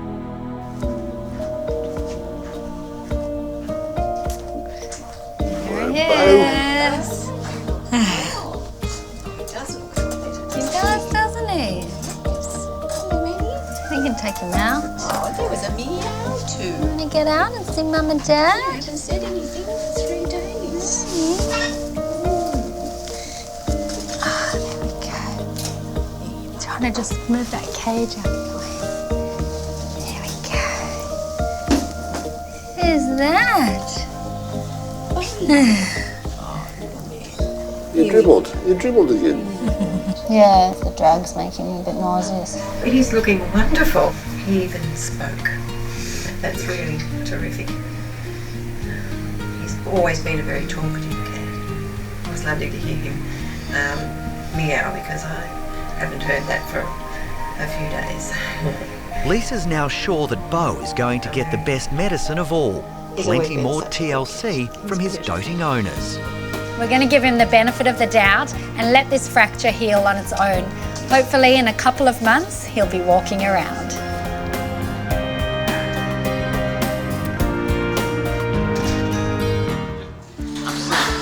Four-year-old Bubbles has been brought into the Bondi Clinic by worried owner Jasmine and her father Bob. Her beak's been like overgrowing. We've been cutting it, but it's just been growing back and back and back. Jasmine is desperate to get help for the little cockatiel. I'm worried that the beak, because it's long and sharp, it's going to go into her like throat area and kind of pierce her skin. There's going to be irreparable damage that could be fatal. I can hear someone chirping in here. Hello, how are you? Hi, I'm Jasmine and this is Bubbles. Bubbles. She has a problem with her beak. Okay, I can see it, wow. It's pretty bad. All right, come straight through and we'll have a look for you. Looking at Bubbles, I'm thinking that beak, oh, it must be slightly overgrown. But, oh no, it's massively overgrown to the point where it's now starting to push into her neck. So this beak, I mean, it's obviously quite dramatic. Yeah, it's How quickly does that grow? last time we trimmed her beak was about last month. Okay. It grows really quickly. So just in a month that's happened? Mm-hmm. Wow, that's quick. In the world of birds, trimming a beak, it's not uncommon, but at the same time, to trim a bird's beak is usually a once-in-a-lifetime event. For Bubbles, it's been quite different. So I just want to learn a bit about Bubbles first. What does she eat? What's a good meal for her? She eats normal bird seeds and occasionally some fruit. Okay.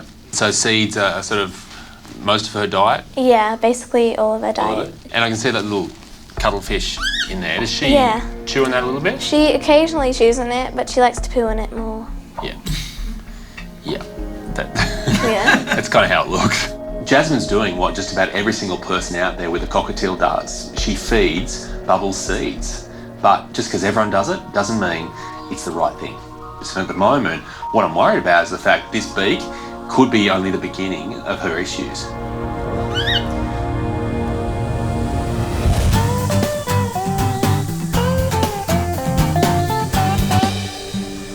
You boys are keen? Always. Ready to rock and roll? At the Australian Reptile Park, General Manager Tim Faulkner and his staff are preparing for one of their most terrifying tasks. First priority is for you not to get bitten.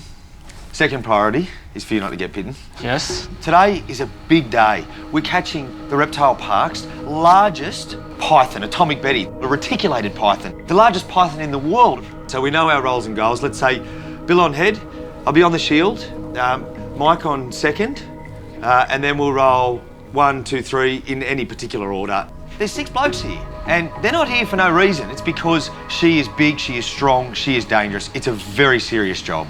You know the drill, boys. Get on, get her straightened out, and don't let her wrap. And just remember, fellas, don't pull too hard on that snake, because if you pull too hard, you're going to pull her head out of my hands, and then we're going to have a real problem. We're going to have centimetre-long teeth lashing around. Yeah. Righto. This exhibit is the scariest exhibit we have here at the park. I would much prefer to go in and catch a crocodile. That snake, it's big enough to kill 3 fellas in one go. So, to me, it scares the living life out of me. Okay, let's go.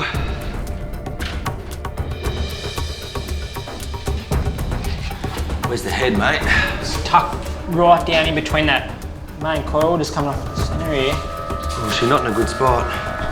Just poke her and see how she reacts. Just needed to turn. She's just impossible to grab where she is. She's too strong. Mate, I'm shaking and you're grabbing her. So nervous. She's never been in this spot though. She's always over there. Yeah. Tommy Betty does not want to move. She's in the deepest, darkest corner. Now the shield's there. If Bill commits, he's got no support behind him. He's stuck in a cavity. That's dangerous. But Tim and his team have to persevere. Atomic Betty needs an important vet check and they simply have to get her moving. Okay, we got head. Just watch her, she's in full S position. Yep, she's about to strike.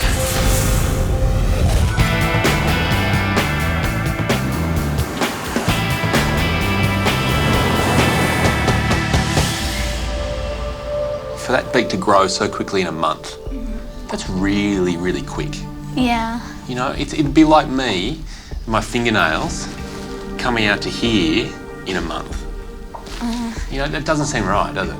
12-year-old Jasmine has brought her much-loved cockatiel Bubbles into the Bondi Clinic. She's worried about the 4-year-old's extremely overgrown beak. Well, Bubbles, it's time for you and me to get to know each other a bit more closely. Oh. Okay. Yeah, you have to pull down. I don't think you appreciate your art, but... I thought we were going to have like a little bonding moment there after I heard you like men. Now I have Bubbles firmly in my grasp, it's time to have a proper look over her.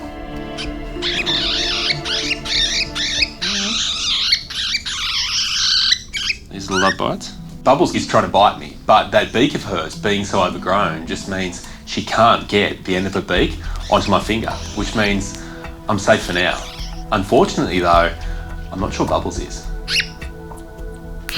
Oh, so that's not a normal beak. Little bits are crumbling off, just shouldn't do that. A bird's beak should be shiny and hard and really, really strong and really beautiful. And the other thing that's got me intrigued and a little bit worried as well is that when you look at her poos in there, notice how they've got that green area around the outside of them? That should have actually just been a white patch. Suddenly we're getting a look inside Bubbles' life and her health, and it doesn't look good. The most dramatic thing for me is just notice how the colour of her beak there, it's quite yellow, and there's a lot of her that's very yellow. Every skin and beak surface of Bubbles is dry, it's flaky, but it's also yellow, and that's no different to someone that has jaundice. It's a sign that the liver is failing. It's the thing about birds, everything moves quickly. If they get sick really quickly, so you've done just the right thing by bringing her in. Bubble has had this issue since she was 3 years old, and in that time, my feeling is that diet of seeds, all that fat, has eventually worn out her liver, and now she has liver disease. So, what we need to do is look at what she's eating. Because at the moment, she's not coping brilliantly with it, and she just needs a bit of extra help. But I don't want you to freak out, because I think this is actually something we can fix, and fix together. Okay? Looking at Jasmine, I can tell this is news that's a bit of a surprise, but also a little bit hard to take, because she's been doing everything through love, and she's been doing everything she believes is right. So she kind of needs a bit of a liver detox. Okay, yeah, I'll do it. She's got to mix up a diet, eat clean, get some extra greens into her diet, and just start to, I guess, have a more nutritious diet. Before I explain exactly how this liver detox is going to work, we better take care of that beak. That's looking pretty good. Got to a nice level there. So, let's talk about how dinner's going to look for Bubbles now. Yeah. I want you to put some seeds on some cotton wool and wet the cotton wool and let those seeds sprout. When it sprouts, it actually uses up most of the fat in the seed as well. So suddenly a seed transformed into being something that's really healthy and low in fat. I have a diet in mind for Bubbles that is essentially going to turn her life around. Between the sprouted seeds, the green leafy vegetables and the native plants, my feeling is that in a couple of weeks, her whole life should be looking a lot more rosy. So for her, we're changing her diet to make it healthy, reducing its fat, getting more vitamins and minerals in there, but also giving her more exercise. And if she does that, all of a sudden her whole body's going to kick back into action. Her liver's going to have more of the good stuff coming in, which means it'll be able to get rid of those toxins, it'll be able to produce the proper proteins and all the different elements that her body needs. And also, if we can get everything else regulated and get that weight off, then the liver functions a bit more easily as well, doesn't have the extra load on it. Okay, yeah, sounds good. So hopefully for Bubbles, it's going to be a speedy recovery. She's going to be healthy and active, and she's not going to have like a problem like this anymore. I look forward to seeing the new Bubbles. Yeah. All right. Thank you. Hey, no worries. Thank you. See you soon. See you. There's a real art to treating birds. The problems they get can come on very quickly and also kill them quite quickly. In Bubbles' case, I'm confident we've managed to get this situation in time. And the good news for Jasmine is that with the right treatment, there's no reason why she can't turn it around and be looking brighter and healthier in just a few weeks.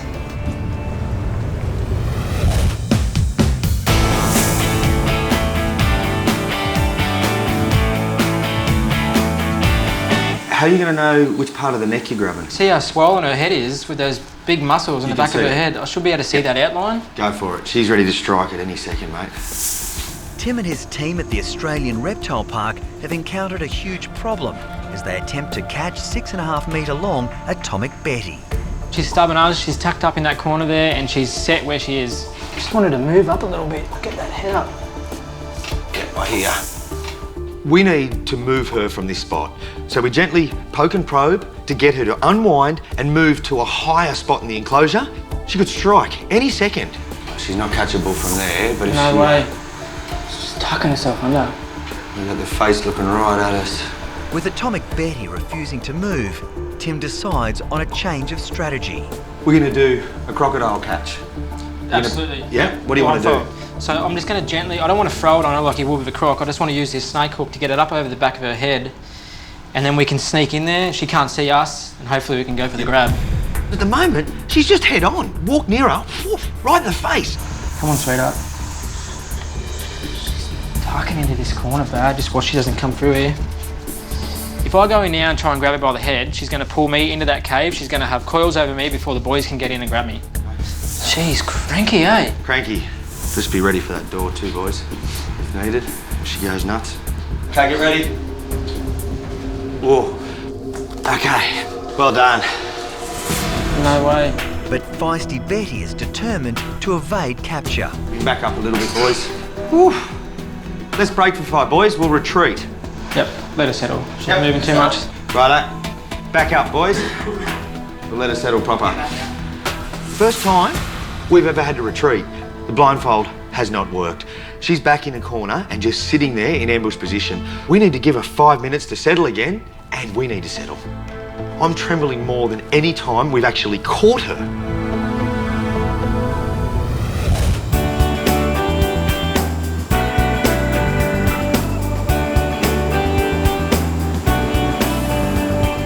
There's no doubt that up here in North Queensland, the saltwater crocodile is king. They're at the absolute top of the tree when it comes to predators. And if they didn't already have a reputation for being, well, just a bit cranky, then the one I've just been called out to see now has a problem that could make it even more so. Chris is now in Townsville in North Queensland. He's on his way to the Billabong Wildlife Sanctuary to try to help a senior citizen in real strife. How are you? Hey mate, how you going? Rick, isn't it? Yeah, Chris, good nice to see to you, meet mate. You too, mate. Now, I see reptiles, but not quite as big as I was expecting. Nah, mate, just the turtles at the moment in our main lake. Yeah, so. Where's our boy with the sore tooth? Buddy, he's down the back. He's in an off-display enclosure, keeping him nice and calm and relaxed for you. Chris's patient is Riley, a 45-year-old saltwater crocodile. I've got hold of Chris because I've noticed on the bottom jaw of Riley there's this large mass and an opening of a hole where a tooth should be, and I'm a bit concerned because I don't know what's going on. So his issue is the bottom jaw towards the front of the right side? Yeah, that's it, that's the one. So what you're just noticing he's just not that willing to chew on that side, to use that side to rip and tear on his chicken, and is that what you're saying? He's definitely not manipulating food to the right-hand side, especially to grab or latch a hold of, it's definitely all going to his left. Yeah. Do you think it's getting worse over time? Yeah, we've noticed like an increase in the size. I'm guessing it might be some sort of irritation or infection around that area. Yeah. I'm hoping it's not, and I'm hoping it hasn't developed into something too serious and we're too late to do anything about it. The 4-metre croc is a much-loved resident of the park, and everyone is desperate to make sure he's okay. Riley's probably one of our best crocodiles here, so I just want to see him get like the best of life and the best care, and whether that's getting the tooth removed or something done about it, it really means a lot. Either way, whether this tooth is broken or it's loose, one thing's for sure, it's going to be sore. And a crocodile with a sore tooth is not really the crocodile you want to mess with. All right, well, I can delay it as long as possible, but ultimately, I need to look at that mouth fizz. But no human likes going to the dentist and no animal likes going to the vet. So yeah, put those together, we've got a very special perfect storm happening here. Yeah, we do, don't we? I've worked with enough saltwater crocodiles in my time to know they are the epitome of unpredictability. Their huge size and their unbelievable instinct means you just cannot trust them. Today is not going to be a good day.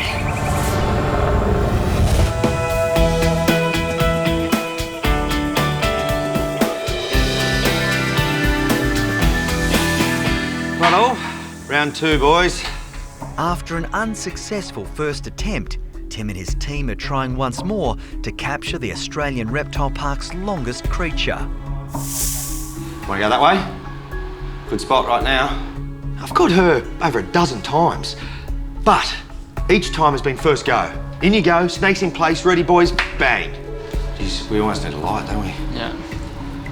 Well, as long as the boys stay down, you'll be fine. If I get in behind her ear, it's scaring me. This is the first time it's taken so long to actually catch Atomic Betty. And the longer it's taken, the more nervous I'm getting. Bring that shield a bit further around here. Just if she reverses, she's going to be right in my crutch. The team is determined to catch Betty so they can check up on an old back injury. I hope you got her. Yep, I got it. 2 years ago, Tim noticed an alarming bulge on the massive snake. Oh, well, first impression's a worry. Touching Betty's lump, I'm concerned that she suffered a fractured vertebrae in her back and that there's the potential to her to be paralysed from that point backwards. Yep, stay down, boys, out of that light.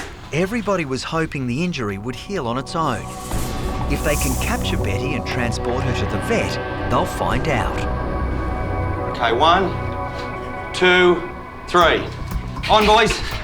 On. Don't let her bite herself. On. Okay, coil off, Bill. Behind me, Zach. Behind. That's it. Behind me, Zach. Yep. That's it. You right, mate? Yep. Well done. Get my feet around. Yep. Keep that coil off, fellas. Beautiful. Okay, just watch. There's the lump. Right under my hand, mate. Grab that. Just cradle that part. Man, she's got some power. Just watch that mouth, mate. Watch your face. The terrifying task of catching Atomic Betty is not over yet. Nice. Strong kick, mate. Yep, she got a coil in there. That's it. Got that. Not too hard. Not too hard. Just watch, I'm falling. Whilst Atomic Betty's there with her mouth open and we have her restrained, she's still burning energy.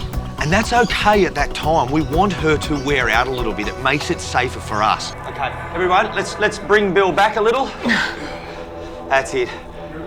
Yep. Let's I've got a hand on it, mate. All good. All good. Let's let her burn just a little bit of energy. Give her a minute. Whew. Okay, we good? Well done, mate. Well done. So when I grabbed her, she went absolutely berserko, pulled us right into the edge of the cave, ended up down in where the water normally is. Boys piled in behind, but in the end, great catch. Now the thing here, boys, is no head back out of the bag. So Bill's last one on. Yeah, you just watch that coil. Watch your arm there, Mike. Watch your arm. Okay. You okay, Bill? Grab bag, boys. 1, good. 2, 3. Got her. Well done. Her welfare is #1 priority, so we got to always look after her, especially with that lump on her back. We don't want her inflaming that. Tim and the team now have to carefully transport Betty to the local vet. The main risks here are, firstly, to Atomic Betty, that we somehow make the injury worse. So we need to be sensitive about that and handle her the right way. Up.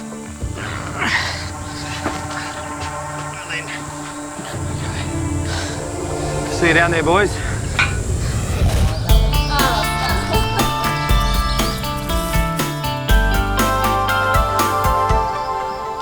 So just this way, Chris? Yep. All right, so Jeremy, up the front. Chris and Brad, you guys come with me. In Townsville, saltwater croc Riley needs an urgent jaw examination. All right, let's do this. But getting close to the massive 45-year-old means everyone has to be on high alert. Jeremy, I'm going to get you down the front here, spotting for Bonza. Who's Bonza? Oh, there's a girl in there as well. There is actually another croc in there. Yeah, there's two. Oh, there she is, just next to him. Yeah, so you can see her now just hiding down. She's in a real good spot because he's actually coming across and she's staying guard, which is really good at the moment. Yep. Chris and the team have to be vigilant. They're now dealing with 2 killer crocs. All right, Jeremy, keep her at bay, hey? Come here, big guy. I'm lying. He's kind of assessing the situation because if I'm a potential meal, he probably doesn't want to blow his cover too quickly. He wants to sneak up. Come on, mate. Keep coming. Come on, Riley. He's definitely interested, Chris. Good. Yeah. Not too bad. Come here, big guy. Come on. Yeah, wow. Yeah. Come on, big guy. Yeah, that water wasn't magnifying him before, was it? That's a big croc. Come on. Hey. Settle down. All right. I just gently rub him on his eyes there. Can I have your teeth open, please? There we go. When I look down at the area that Rick's concerned about, there's certainly an issue. It looks to have a hole there, but also I can see what seems to be some sort of remnant of a tooth. And that's quite dramatic. When you compare it to the other side, there's nothing there. Yeah, that side's really quite bulging, isn't it? Yeah. The fact is, whether you're dealing with a crocodile's mouth, a dog's mouth, or a human's mouth, you have a lot of bacteria. In Riley's case, with a hole like that, my concern is a serious infection could be taking hold of his body. Look, that shouldn't be hollowed out like that. And I can see at least 2 teeth.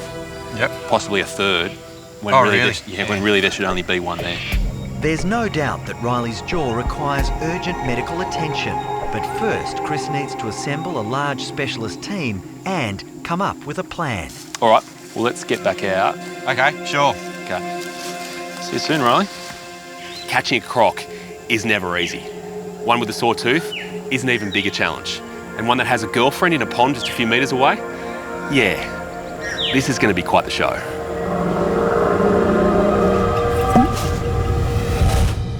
Okay, open that door up, bottom. Where is she? Her head's right up that far end.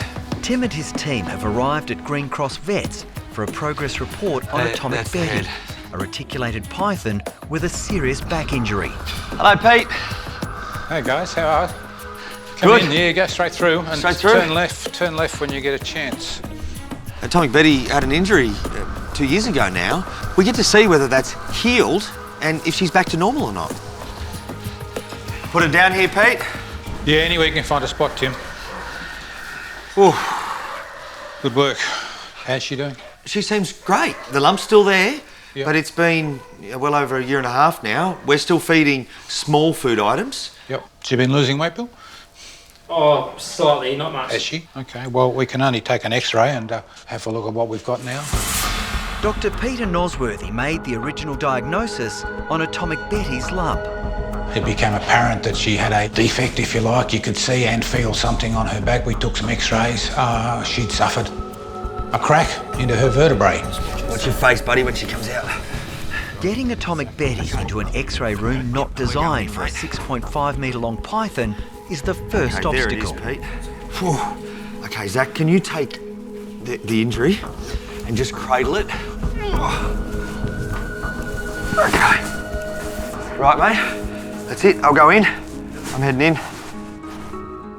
Okay, a little bit more. Righto. X-rays happening, guys. 1, 2. Happy? Yep. Okay. Righto, guys. Out we go.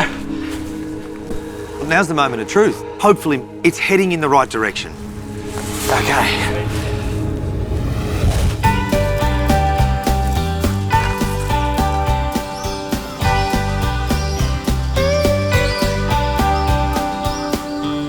I basically just need to get him into a position where he's stable enough for me to give him an injection of some sedation, and then I can have a better look at that tooth there and work out what we do with it.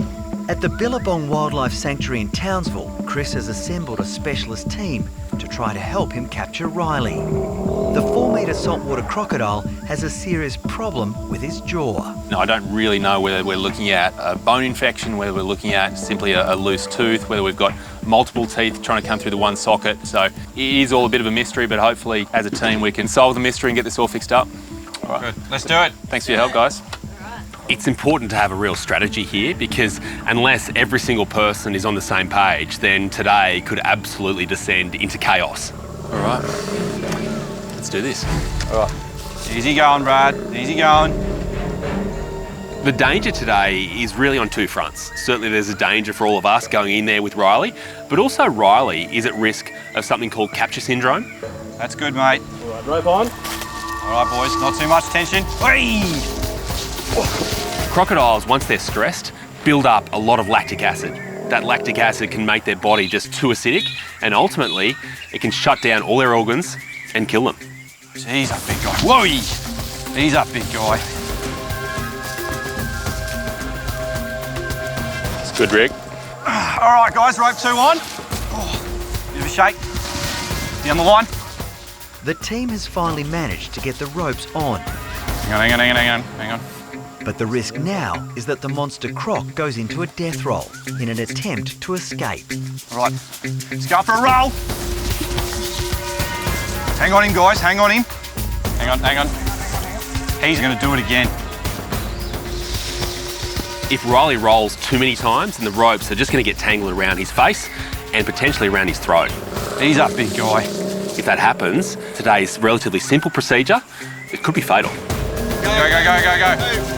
Go. Get out. Hang on. Get that. All right. Okay, so he's pretty much secured his own mouth here, guys.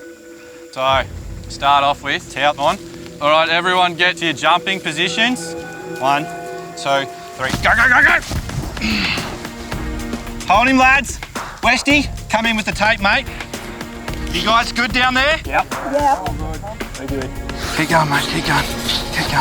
I can't overemphasise the importance of managing Riley's stress levels. Mouth's full secure. Good job.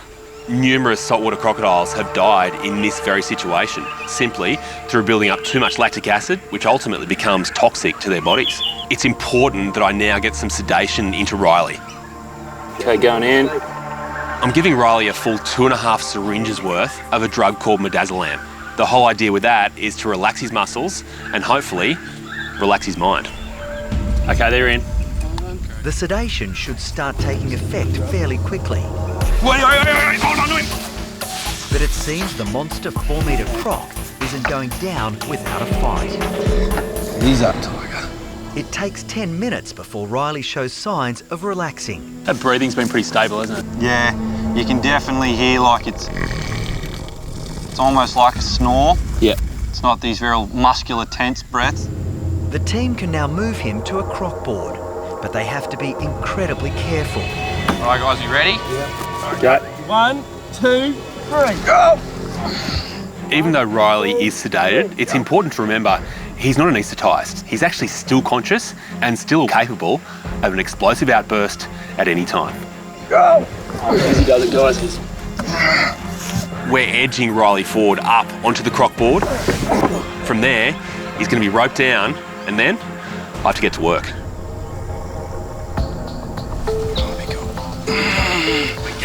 Mark, grab the gag, mate. Okay, we're in. This is Chris's first chance to get a good look at Riley's jaw. Yeah, wow. Straight away I get a picture of the issue that Riley's facing, and it is extraordinary. That hole in his jaw is definitely not normal.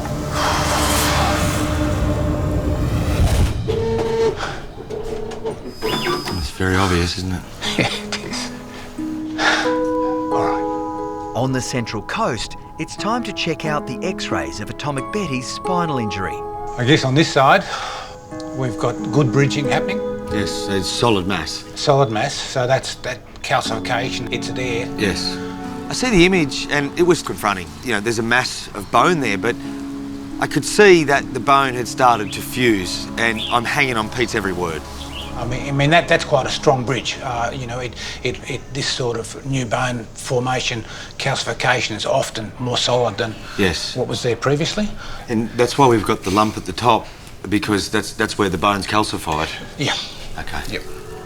My initial reaction was good and bad. I could still see that Atomic Betty had a little bit of a gap between the two vertebrae, a displacement. You can see the bridge across there, Tim, the calcium bridge. It's acting as a splint on that side, but not enough on this side. She's a still at-risk animal. Okay. Yep, well, that's what we needed to know. It's not the news Tim and his team were hoping for. What we're seeing there is probably what we've got into the future.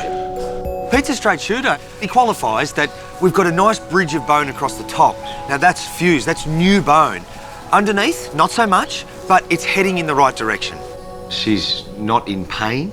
I would have thought that while she's lying around at rest, that she's probably quite comfortable. Yep. That on these occasions where she has to be manipulated, lifted, shifted, then she could feel a twitch there. For day-to-day, we don't need a pain medication. No. Her prognosis moving forward is better than it was 18 months ago, but she is still guarded, I guess. She's a guarded prognosis. We still have to take care of her. All right, well, you know, maybe we bring her down in another 2 years, but otherwise, it could be worse. Yeah. What it means for Atomic Betty now is that she's on the road to recovery. It hasn't got worse. We can up the size of the feed we give her. We're not back to where we were, but I'm happier. All right, nice and gentle. For now, it's back home to the Australian Reptile Park. Okay. Where one of its most popular residents can expect plenty of attention. There we go. Let's just sit her up in there. All right, well done, boys. Atomic Betty's a star here, and she already gets lots of love and TLC, but maybe now, just a little bit more.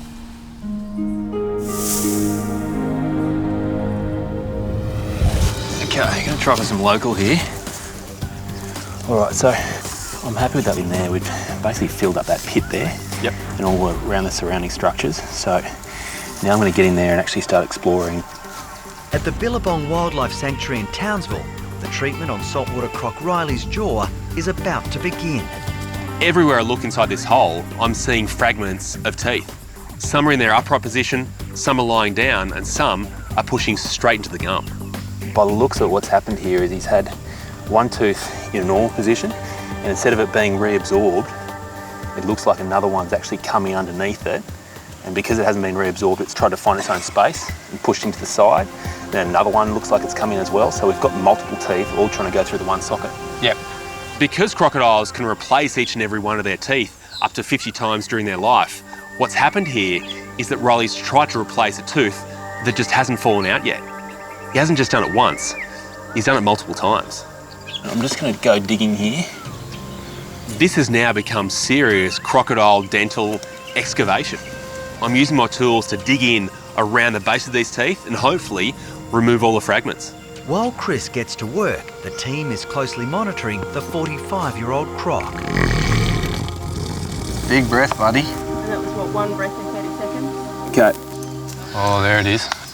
This is the most forward of them. There we go. So there's one straight away. So that is a tooth that's tried to be reabsorbed, but it's actually remained and it's pushed into the side, which I think is where a lot of this swelling's coming from. Yep. Just have to go exploring and make sure the base of it isn't still in there. Okay, there's more to this tooth here. It just keeps on coming. Oh, here we go. There it is.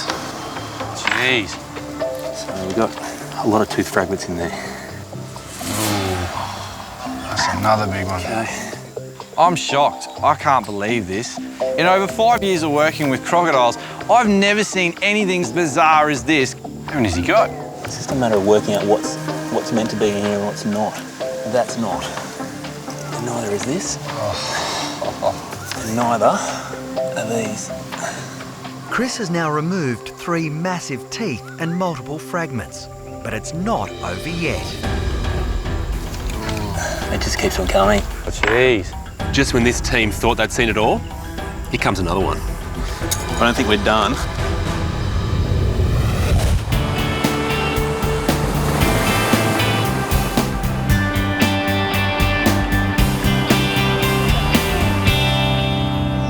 favourite show is Bondi Vet.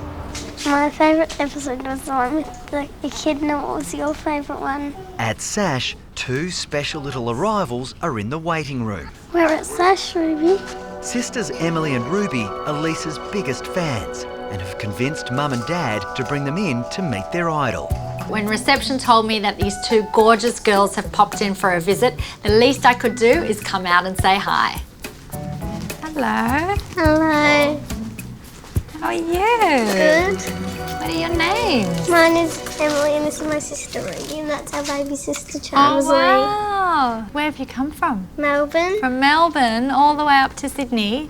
You guys want to be vets when you're bigger? Yes. Yeah? What sort of animals do you like? It's hard to say because I like lots of different animals. Come over here, I've got a little gift for you two. We don't have a lot of presents to give away here at Sash, but we do have a bit of an unconventional show bag to give the girls. It's got a surgical hat, a mask, some booties, so they can get ready to become vets in training. See, we have to wear these hats to make sure that we don't get any hair into the wounds. And then a mask, because you've got to make sure that you're not breathing onto the wound. Oh, you look like a vet already. Pretty cool, huh? Thank you. It's my pleasure. When I see Ruby and Emily here today, it brings back memories of when I was a child wanting to become a vet. Big smile. And I'm so glad to know that the hard work we do inspires these young kids.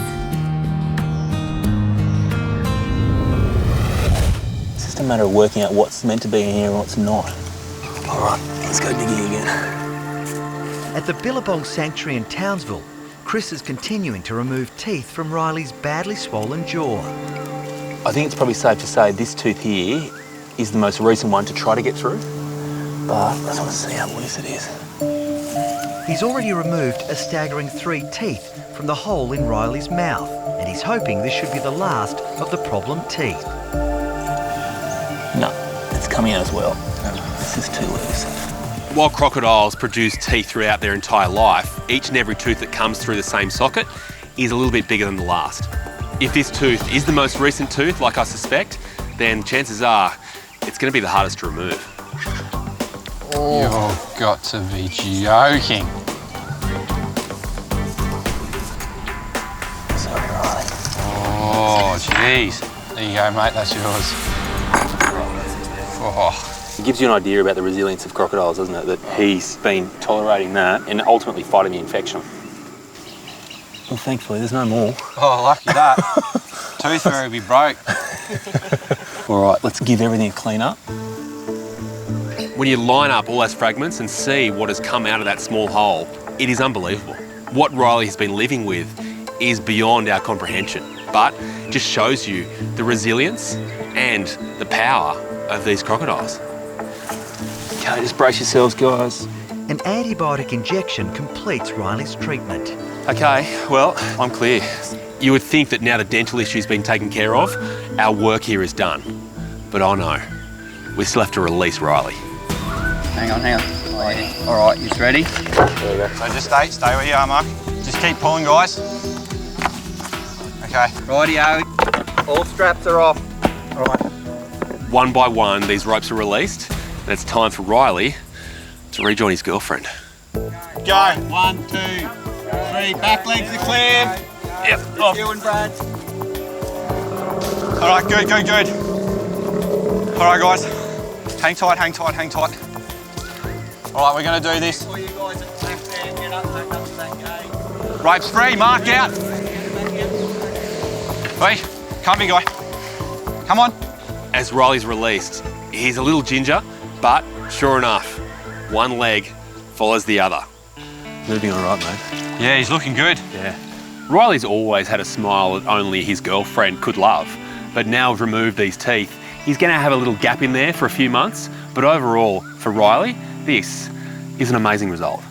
Mate, thank you very much. Well done, buddy.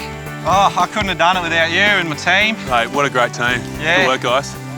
Oh, top job. Chris is a fantastic vet, and I don't think there's too many vets out there that are brave enough to shove their hand inside a crocodile's mouth. That was unbelievable. Look at this, straight away, his girlfriend He's just saying, oh, look, I'll be a little while. It's been a rough day. Rick and his team are understandably over the moon over how today's worked out. It's a huge result for them and also for Riley. The only one that doesn't really win out of today would have to be the Tooth Fairy, who may very well go broke after this.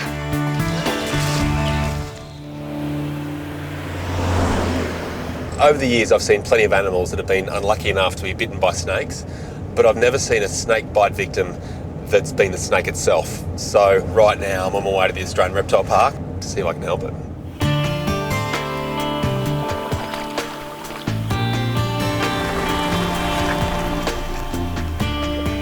Reptile Park General Manager Tim Faulkner and his feisty patient are waiting for Chris in the venom room. You know this is my favourite room of all, don't you? Hello, mate. How are you? Good, how are you? Good to see you. You know Billy, don't you? Hey, Billy, how are you?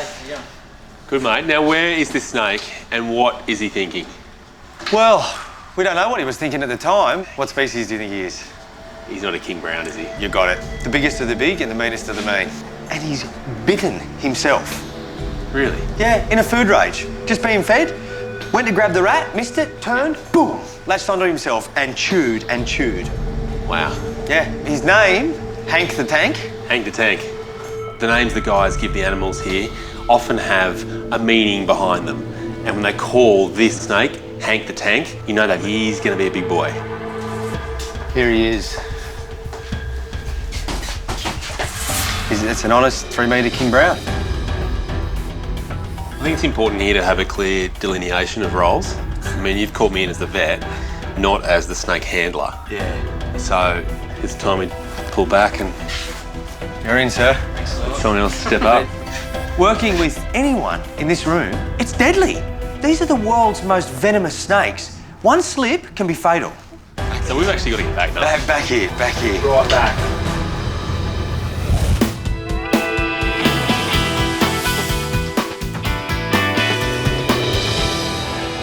Everything's going to be all right after this.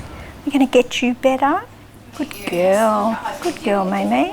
At the Bondi Referral Hospital SASH, Denise from the rescue group Paws is waiting, desperate for help for little stray dog May May. May May was found in horrendous condition, wandering the streets. She was handed over to me from the pound because they noticed that her back legs are particularly bad and she can't get around very well. Good girl.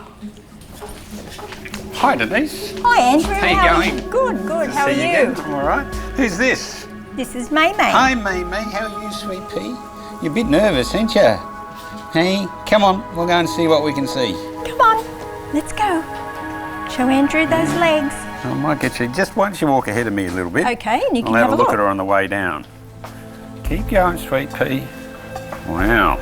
Looking at May May, she's walking like, I don't know, a crab or a spider. She just really can't straighten out her back legs properly at all. You know, these legs are interesting, aren't they? Mm. Hey, sweetie, what's going on? You're okay. You know, I'm a bit worried about where her kneecaps are sitting. I.e. they're not sitting anywhere near where they should be. I didn't think they were. No, it should be here. Oh my goodness. So it's, you know, about 90 degrees from where it should be if you look at her whole leg as a circle. And this left one's about the same.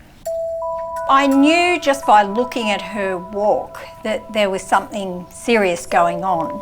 The poor little dog, can you imagine the pain? Terrible. Would she have been born with that?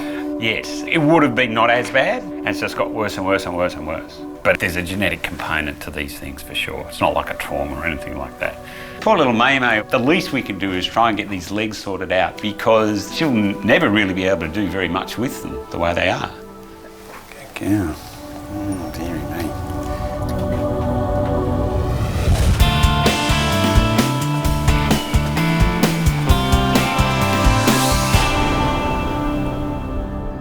Back here. Right back. Kingy's notorious for just throwing sideways. Yeah. At the Australian Reptile Park, Tim has called in Chris to treat one of their deadliest residents, Hank the Tank. He's a big boy, isn't he? Through that door, mate. Yeah. Through that door. Hank just keeps on coming. He's a lot bigger than I thought. Whoa. So he's reaching out for you, isn't he? Oh, now he is. Doesn't look happy. No, well, he's not. The huge and aggressive King Brown bit his own tail in a feeding frenzy 3 weeks ago, and he needs to be restrained so Chris can examine the deteriorating wound. Game plan is Bill's going to pin. Yep.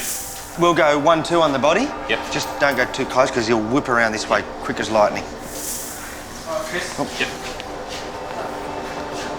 Okay. When he gets it, he'll call us on.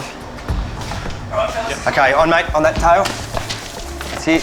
Just wait for him. Got him? Yep. Okay, well done, mate. Well done, Billy. Holding on to the back of the head there, it's intense. Like, they're so strong. He's constantly fighting, and I've got to try and fight resistance there and just keep that firm grip. Wow. Ever seen that before? No. Look at that. I mean, you can see where his teeth are gone in. Exactly. This will be fang 1, fang 2. Yeah. This is the first time I've actually seen it up close, and it's horrible. It's black and it looks like dirty, just rotten flesh. It's not nice. This is a few weeks old, so it didn't progress until after a week, and now we've got this. Is that as bad as it's going to get? Well, I'll be a bit worried that unless we can do something today, that tissue death is going to continue. King Brown venom has 2 main ingredients. One is a neurotoxin. The whole idea behind that is to try to really paralyse the prey and stop you from breathing. The second part is a cytotoxin. It kills cells. What we're seeing here is the second part in action. All the tissue has died off. That's actually his backbone there. That's his spine. Yeah. So we're really at risk of losing that tail. Yeah. You can see what's happened though. The venom's gone in and eaten away the muscle either side of the bone, and that's why we're getting this really hollowing effect either side of his spine here.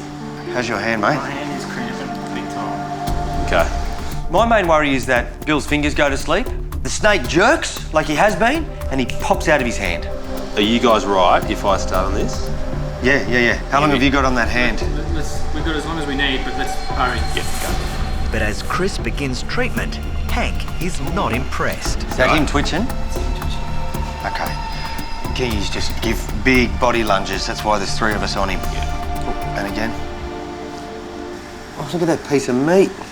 Yeah. That's what it's eaten away. Yeah. So it's eaten away everything apart from the bones. The whole idea of my treatment today is to prevent this from getting any worse. I'm using a swab that's soaked in an antiseptic to really rub off the dead tissue. If I can do that, then hopefully I'll expose the healthy tissue underneath. Okay, so that's cleaned up. Do you think he's still got enough blood flow now that the end of that tail might be all right? I think so. I mean, you look at the main blood supply down here is actually inside that spinal column there, so it's still intact, and this still feels You might have got it normal. just in time. You know, we've got good movement through the tip of the tail. Okay. So thankfully I don't think it's eaten away too much there. All right, I'm just going to put some antiseptic on this. How are your hands? Let's get this syringe here. You need to let go? Just hurry up. Hurry up, mate. He's got to let go. It's been a long time. Give me 20 seconds, Bill. Yeah. You got that in you? You just sing out if you need to let him go, mate. To prevent the bugs that are already in Hank's system from taking hold, it's crucial I give him a shot of antibiotics right now. Ooh. Oh, he doesn't like that. Get one little bit. Have to massage this in because it will sting a bit. You right? Oh, Chris, just watch out there. We might have to let go. You good, Bill? Yeah.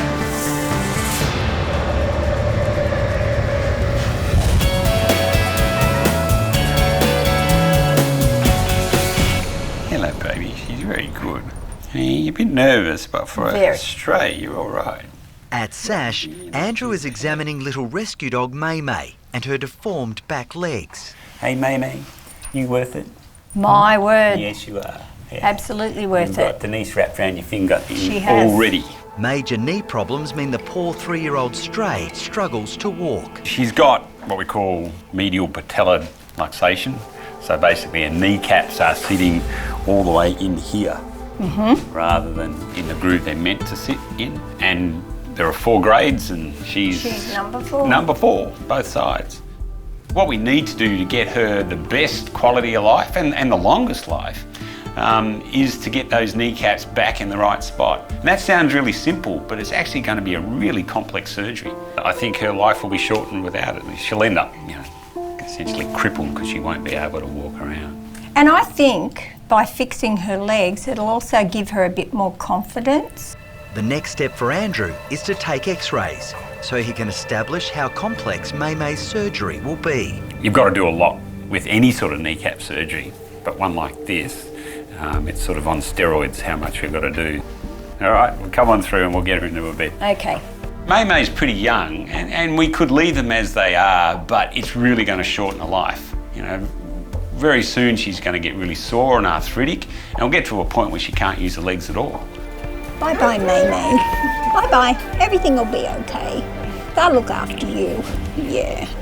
It's really important for May to have this surgery. That way we know that we can rehome her and she's fine. She won't be in pain. Everything will be good and she can have a good life. All right, sweetheart. I'm going to shut this door on you. Bye, May. Good girl. There you go. Well, Chris, just watch out there. We might have to let go. You good, Bill? At the Australian Reptile Park, Hank the Tank isn't appreciating Chris's bedside manner. Okay, you right? I'm happy. Well done, mate. Okay. The King Brown is being treated for a nasty self-inflicted bite. Hope now is we've got rid of that dead tissue and the healthy stuff should actually start to grow through. Okay. All right, let's get him away out of his hand. Yep. Before we do, while he's out, it's this week anyway, let's milk him. Yeah? Yep. Can you hold him for a sec, please? We've got 250 venomous snakes in this venom unit. We don't want to get them out more times than we have to. Hank the Tank is out and restrained. We're going to extract his venom while we've got the opportunity. Would you like to do the honours? Yeah, sure. Okay. Take that. Present it to his mouth there. Whoa, whoa, whoa, whoa, It's whoa, keen to go. whoa. Okay. Yep, watch your fingers, mate. Right in. Boom. Hank launches into the glass. Wow, look at that venom. And seemingly is taking out all his frustration over what I've just done onto the glass. Good way to do it. That's 20 mil. Look at that. Nothing wrong with this end. Look at that just dripping out of his fangs there. So do I just let go now? Not like any other snake you've seen. He won't let go of that, so we actually have to let him and the vial go in his enclosure and then get it back. So we walk in there with it. Okay. Told you, mate, when they bite on, they don't let go. Hank does not want to let go of the glass. So the way we do it is to get all of Hank into his enclosure, put the glass and Hank's head there, and then on 3, let go. Ooh. How's that? Doesn't do anything slowly, does he? Everything's... Have a look at it. Fast, everything's aggressive. What about that? Just a lethal cocktail. Nasty. You know, whatever these guys lack in toxicity, they make up for in sheer volume, and there's the proof. This is one situation where you hope that you've done the right job the first time, because you do not want to have to come back for a second appointment. Hank could be waiting.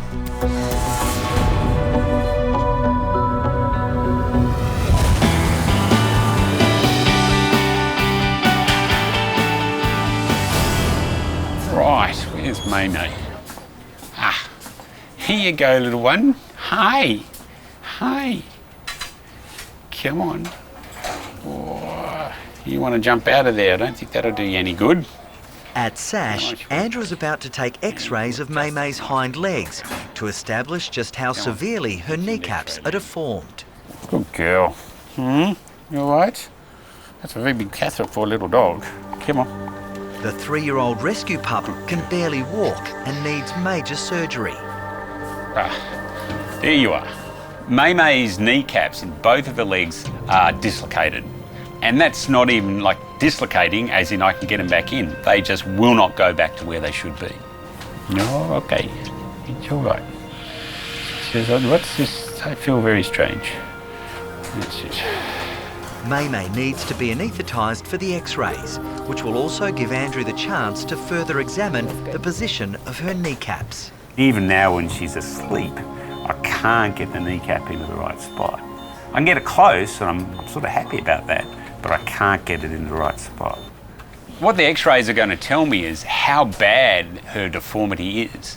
And then from that, I'll know what sort of surgery I've got to do, whether I've got to cut her thigh bone, whether I've got to cut her shin bone, or both. But I need that information before I can start. All right, we'll see how we go with that one.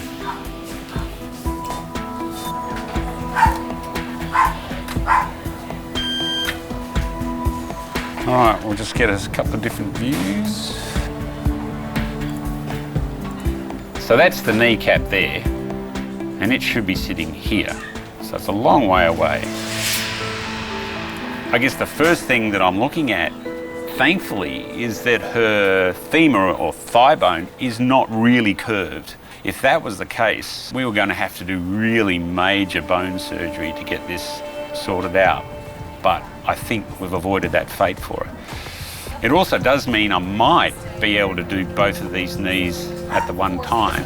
And whilst that sounds like that's a really big job, it'll actually probably be better for her because she can sort of get it all fixed under the one procedure. And I think for May that'd be great. Good girl.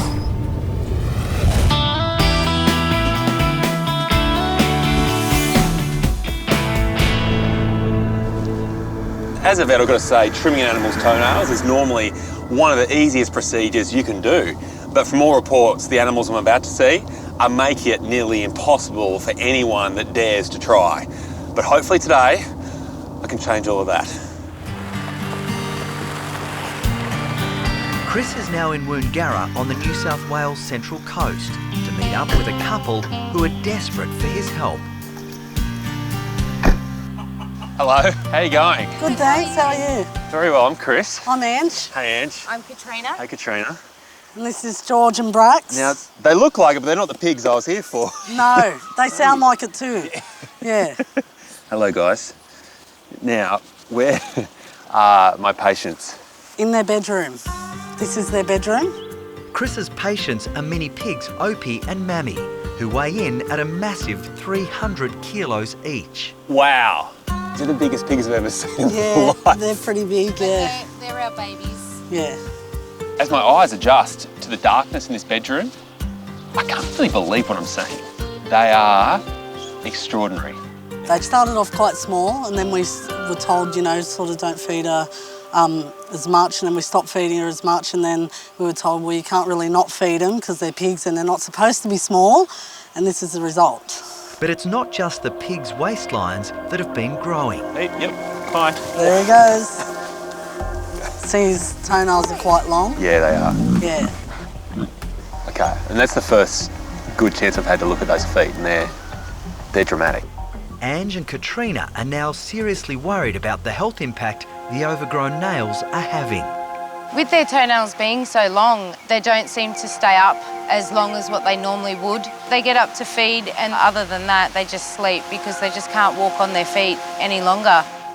The hooves clearly need to be trimmed, but cutting these massive pigs' nails isn't as easy as it sounds. So, am I right in thinking people have attempted this before? Oh, yeah, absolutely, yeah. We've had a farrier come. Yep. We had our vets come to sedate them, and that didn't work. We've also attempted ourselves. Yeah, to no avail, so you're our last port of call, I guess. Help us. Yeah. You've got to remember that not every pig needs their nails trimmed. Normally, if they're active and they're on hard enough surfaces, they'll wear down their own nails just by walking. The challenge for these pigs, Mammy and Opie, is the fact that they're so big, they very rarely walk. Plus, the ground's soft, so they're never actually wearing the nails down. It's horrible for us to sort of see them not themselves. We're like, it's his quality of life. We sort of want him to have the best life, and, you know, his feet, they're terrible. And it's not like we're at our wits' end. We're just like, honestly, we love them so bad. No, like, I bet. I can see that. They're our babies. We've tried everyone else and everything else. We don't know what our next step is. They're a heavy animal, and if their feet aren't healthy and able to sort of walk properly on them, you know, we'd probably have to maybe look at another option for him, which, you know, we don't like to think about it. They're family to us. They're our children. They're like our babies. So Dr. Chris Brown is our last hope. So, I do have a plan. Why don't you go and grab the stone fruit? Yep. I'll get some drugs together. Okay. And we'll put this plan into action. Let's do it. Okay. My plan centres around using fruit, which apparently is what they really enjoy eating, and putting some sedative tablets inside there. Will they smell the tablets in the hair? It's possible, but I'm hoping their desire for food will override that. Yeah. Okay. They would never have smelt those tablets before. Yeah, so that's for right, them, it's a new experience. They're not going to be suspicious of that. Okay, great. Okay. Provided they don't cotton onto my plan, they should eat it and then become more relaxed. Once they're more relaxed, I can hit them with something a little bit stronger. From there, I should be okay to trim their nails. Opie. I'm optimistic right now. Pigs have a weakness, and I'm preying upon it. It's okay. I already smell a rat, I can just tell. Come on, buddy. While Opie isn't taking the bait, it's a completely different story with Mammy. Good girl. Great. Come on. Perfect. He's not going to take it. He knows. He must Yeah. know. He opened his mouth. He's like, and I went to shove it in and quickly closed it. Obviously, it's not going entirely to plan, but in a way it is. This is what you expect with pigs. They never really follow a script. You have to be patient, you have to outlast them, and ultimately outwit them. After more than 20 minutes, Opie is still showing no interest in the fruit. Opie. And the situation is becoming desperate. Here.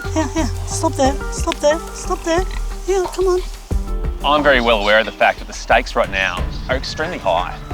To have a pig that's 300 kilos in weight, the forces going through each leg and through each hoof, they're enormous.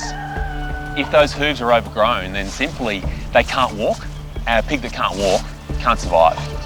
Today could very well be their last chance.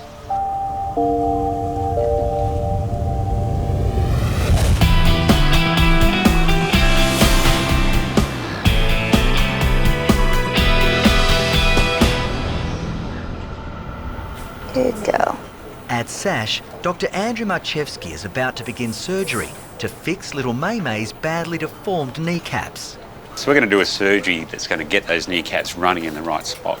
That sounds really simple, but it's actually really involved. We're going to have to move bits of bone around, we're going to have to sort of tighten up soft tissues. It's a big surgery, and we're going to do it on both legs.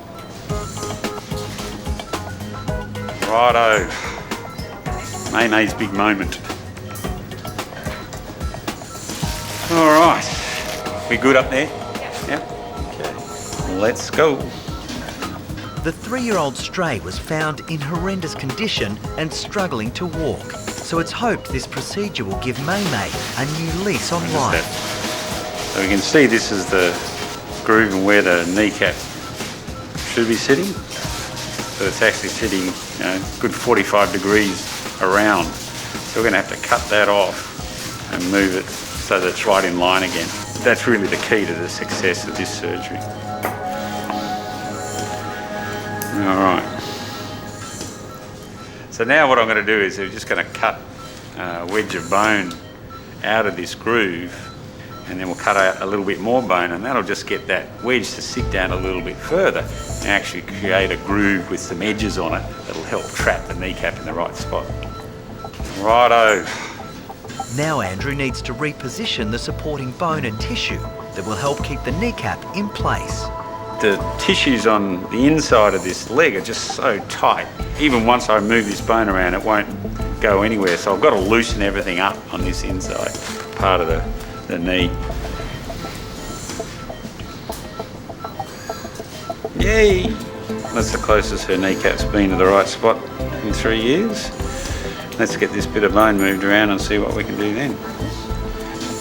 This surgery really is delicate, but you actually have to be quite brutal because you're using basically a chisel and a hammer to cut bits of bone off and then whack it back into place.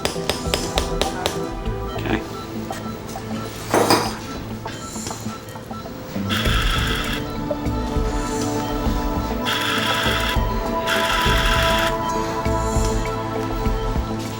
All right.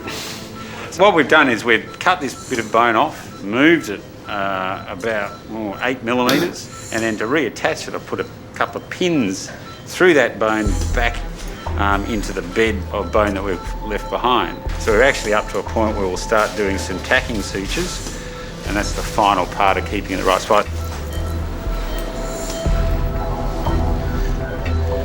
Righto, well that's the right leg done. Start on the left one now.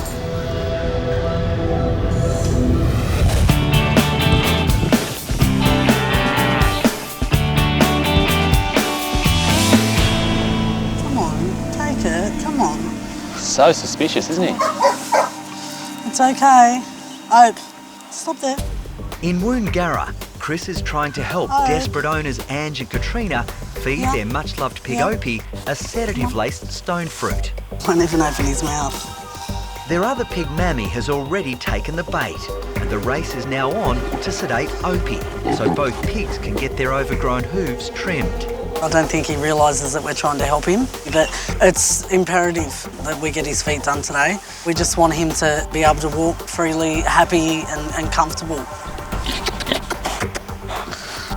Hello, Opie. Hello, Opie. Hello, baby. Hello. Hello. Oh, good boy. That's better. That's better. Good boy. He's taken it. Good boy. Now that he's finally eaten the fruit, it won't take long for the sedatives to take effect. He's getting a bit slower on his feet. So really the tablets have done their bit. They haven't put them off to a sleep, but they got to the point where I feel like I'm a good chance if I walk up to them, being able to get this needle in. You okay? You're okay. Good boy. Boy-o.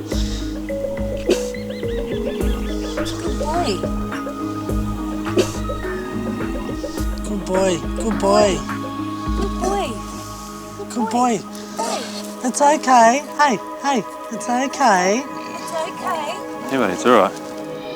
I'm going to give Opie some time to settle. Hopefully by the time Mammy's had her injection, Opie will be safely asleep.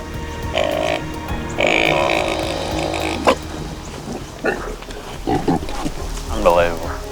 He should well and truly be in La La Land by now. Determination. Yeah, sheer determination. At the moment, you can see Opie is just determined to keep on fighting this sedation. He doesn't really want to relax. He won't really let himself go to sleep. And that's what we're fighting against. That's where the patience really comes in. After another 20 minutes, finally, the obstinate Opie seems to succumb to the anaesthetic. Let's go up there and see how he's doing, whether he's asleep, whether he needs any more, and just assess it from there. Yeah. Now really comes the moment of truth. I'm pretty sure that Opie's had enough in order to have this procedure done, but as I know with pigs, you never can be too sure. Oh.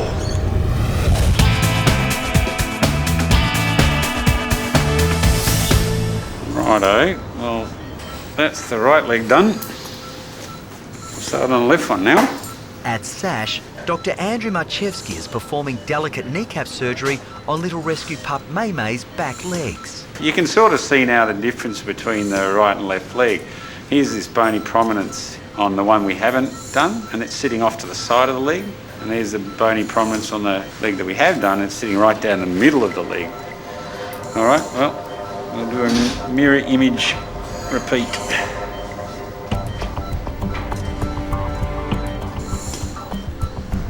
We've just opened up this other knee, and kneecap's nowhere near where it should be. The groove and where it should sit is really shallow. This prominence is way off to the wrong side.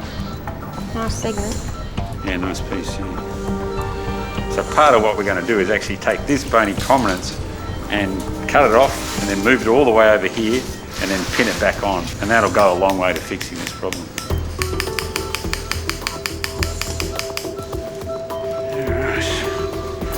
Thankfully for Maymay, surgery on her second leg is going to plan.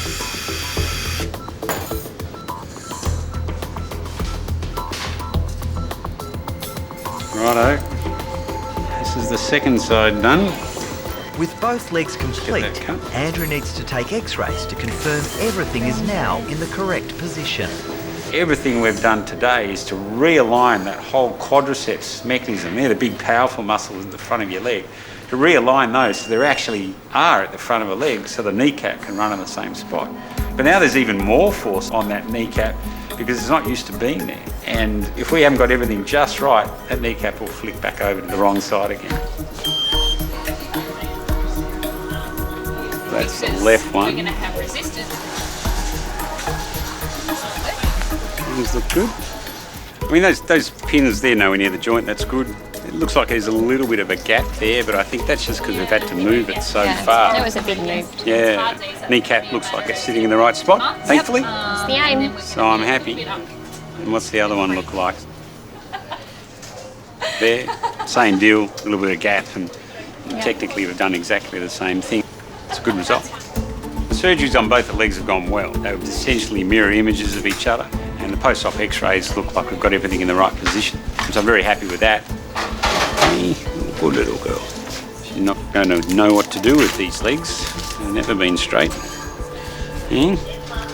Now it's really just a matter of her getting used to her legs as they are, because they've been really bent and not functioning properly. Now they're very straight, and it's going to feel very strange for her. So it's really going to be a lot of rehabilitation from here on in. Good girl.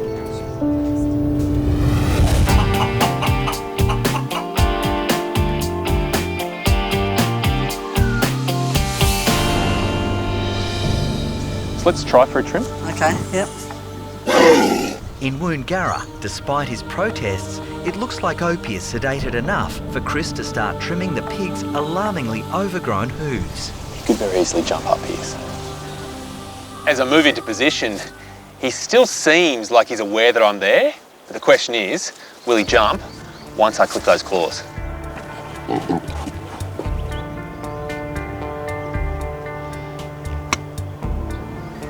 Okay, that's a good start. And no reaction. Yeah. All right. The first one's done, and it's actually gone okay. He knows I'm there, but there's no reason not to continue. Okay. All right, another one done.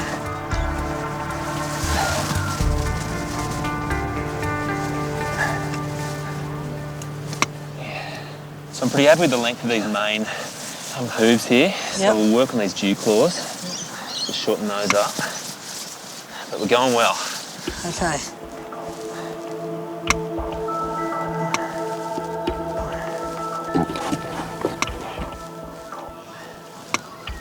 So see how we're just starting to get just the tip of blood there? Yeah. That's as short as we can take them. Okay, so I can't go any shorter than that. All right, so it's a good length. Just take the end off that one there. All right, I think we're done. I really do. It's great. Awesome. Okay. Finally, we are done. So we dust ourselves off and move on to Mammy, who's even bigger. This is going to be hard. That's out.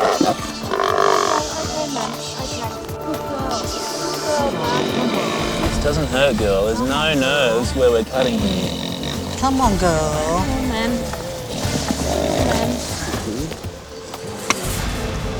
Good girl. The good news with Mammy is, in the past, Ange has managed to clip Mammy's nails. All but one. It's only one hoof that needs attention.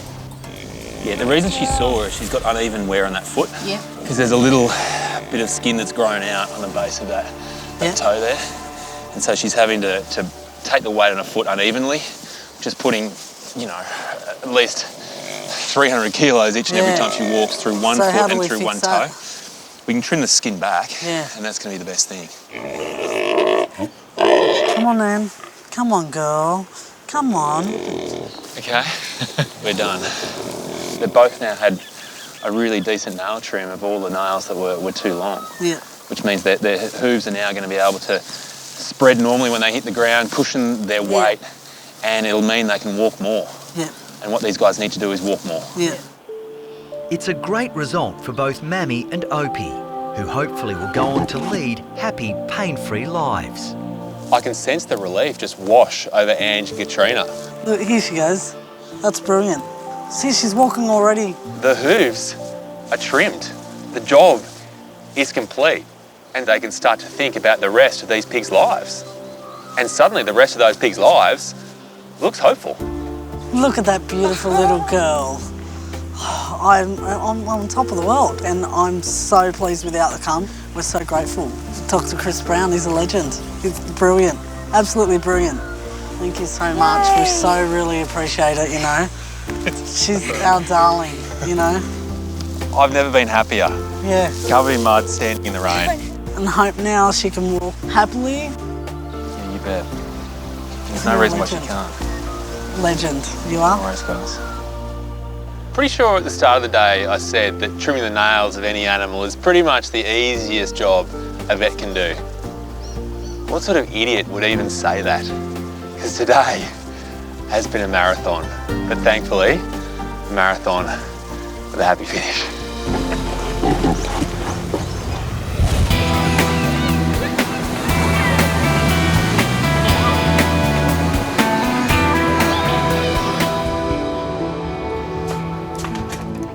May. Hello, babe. Time to go home. Would you like to do that? Hey? At Sash, it's been several days since little rescue dog May underwent major surgery on both her back knees. What's up? What's up? Hey, you gonna stand up for me? No, you're just gonna be all cute there. Come on. I know. Here, oh, look at that. Straight legs and everything. Hey, straight legs. May's surgery's gone really, really well, and I think more importantly, her post-op recovery's gone really nicely as well. She was obviously a bit sore because we've just had to stretch those muscles and get the kneecap in the right spot, but she's actually coped really well, and I think she's well ahead of where I thought she'd be. Get your little medications. Come on. After plenty of rest and rehabilitation in hospital, it's time for May to continue her recovery under the watchful eye of carer Denise. I'm so excited to see May. For the first time ever, May will be able to walk normally and she'll be pain-free. Hello. Hello, Andrew. How are you, Denise? I'm good. How are you? I'm well, thanks. Look at this one. My girl. May had a terrible start to life. She was picked up on the street, matted. Her legs were actually matted together.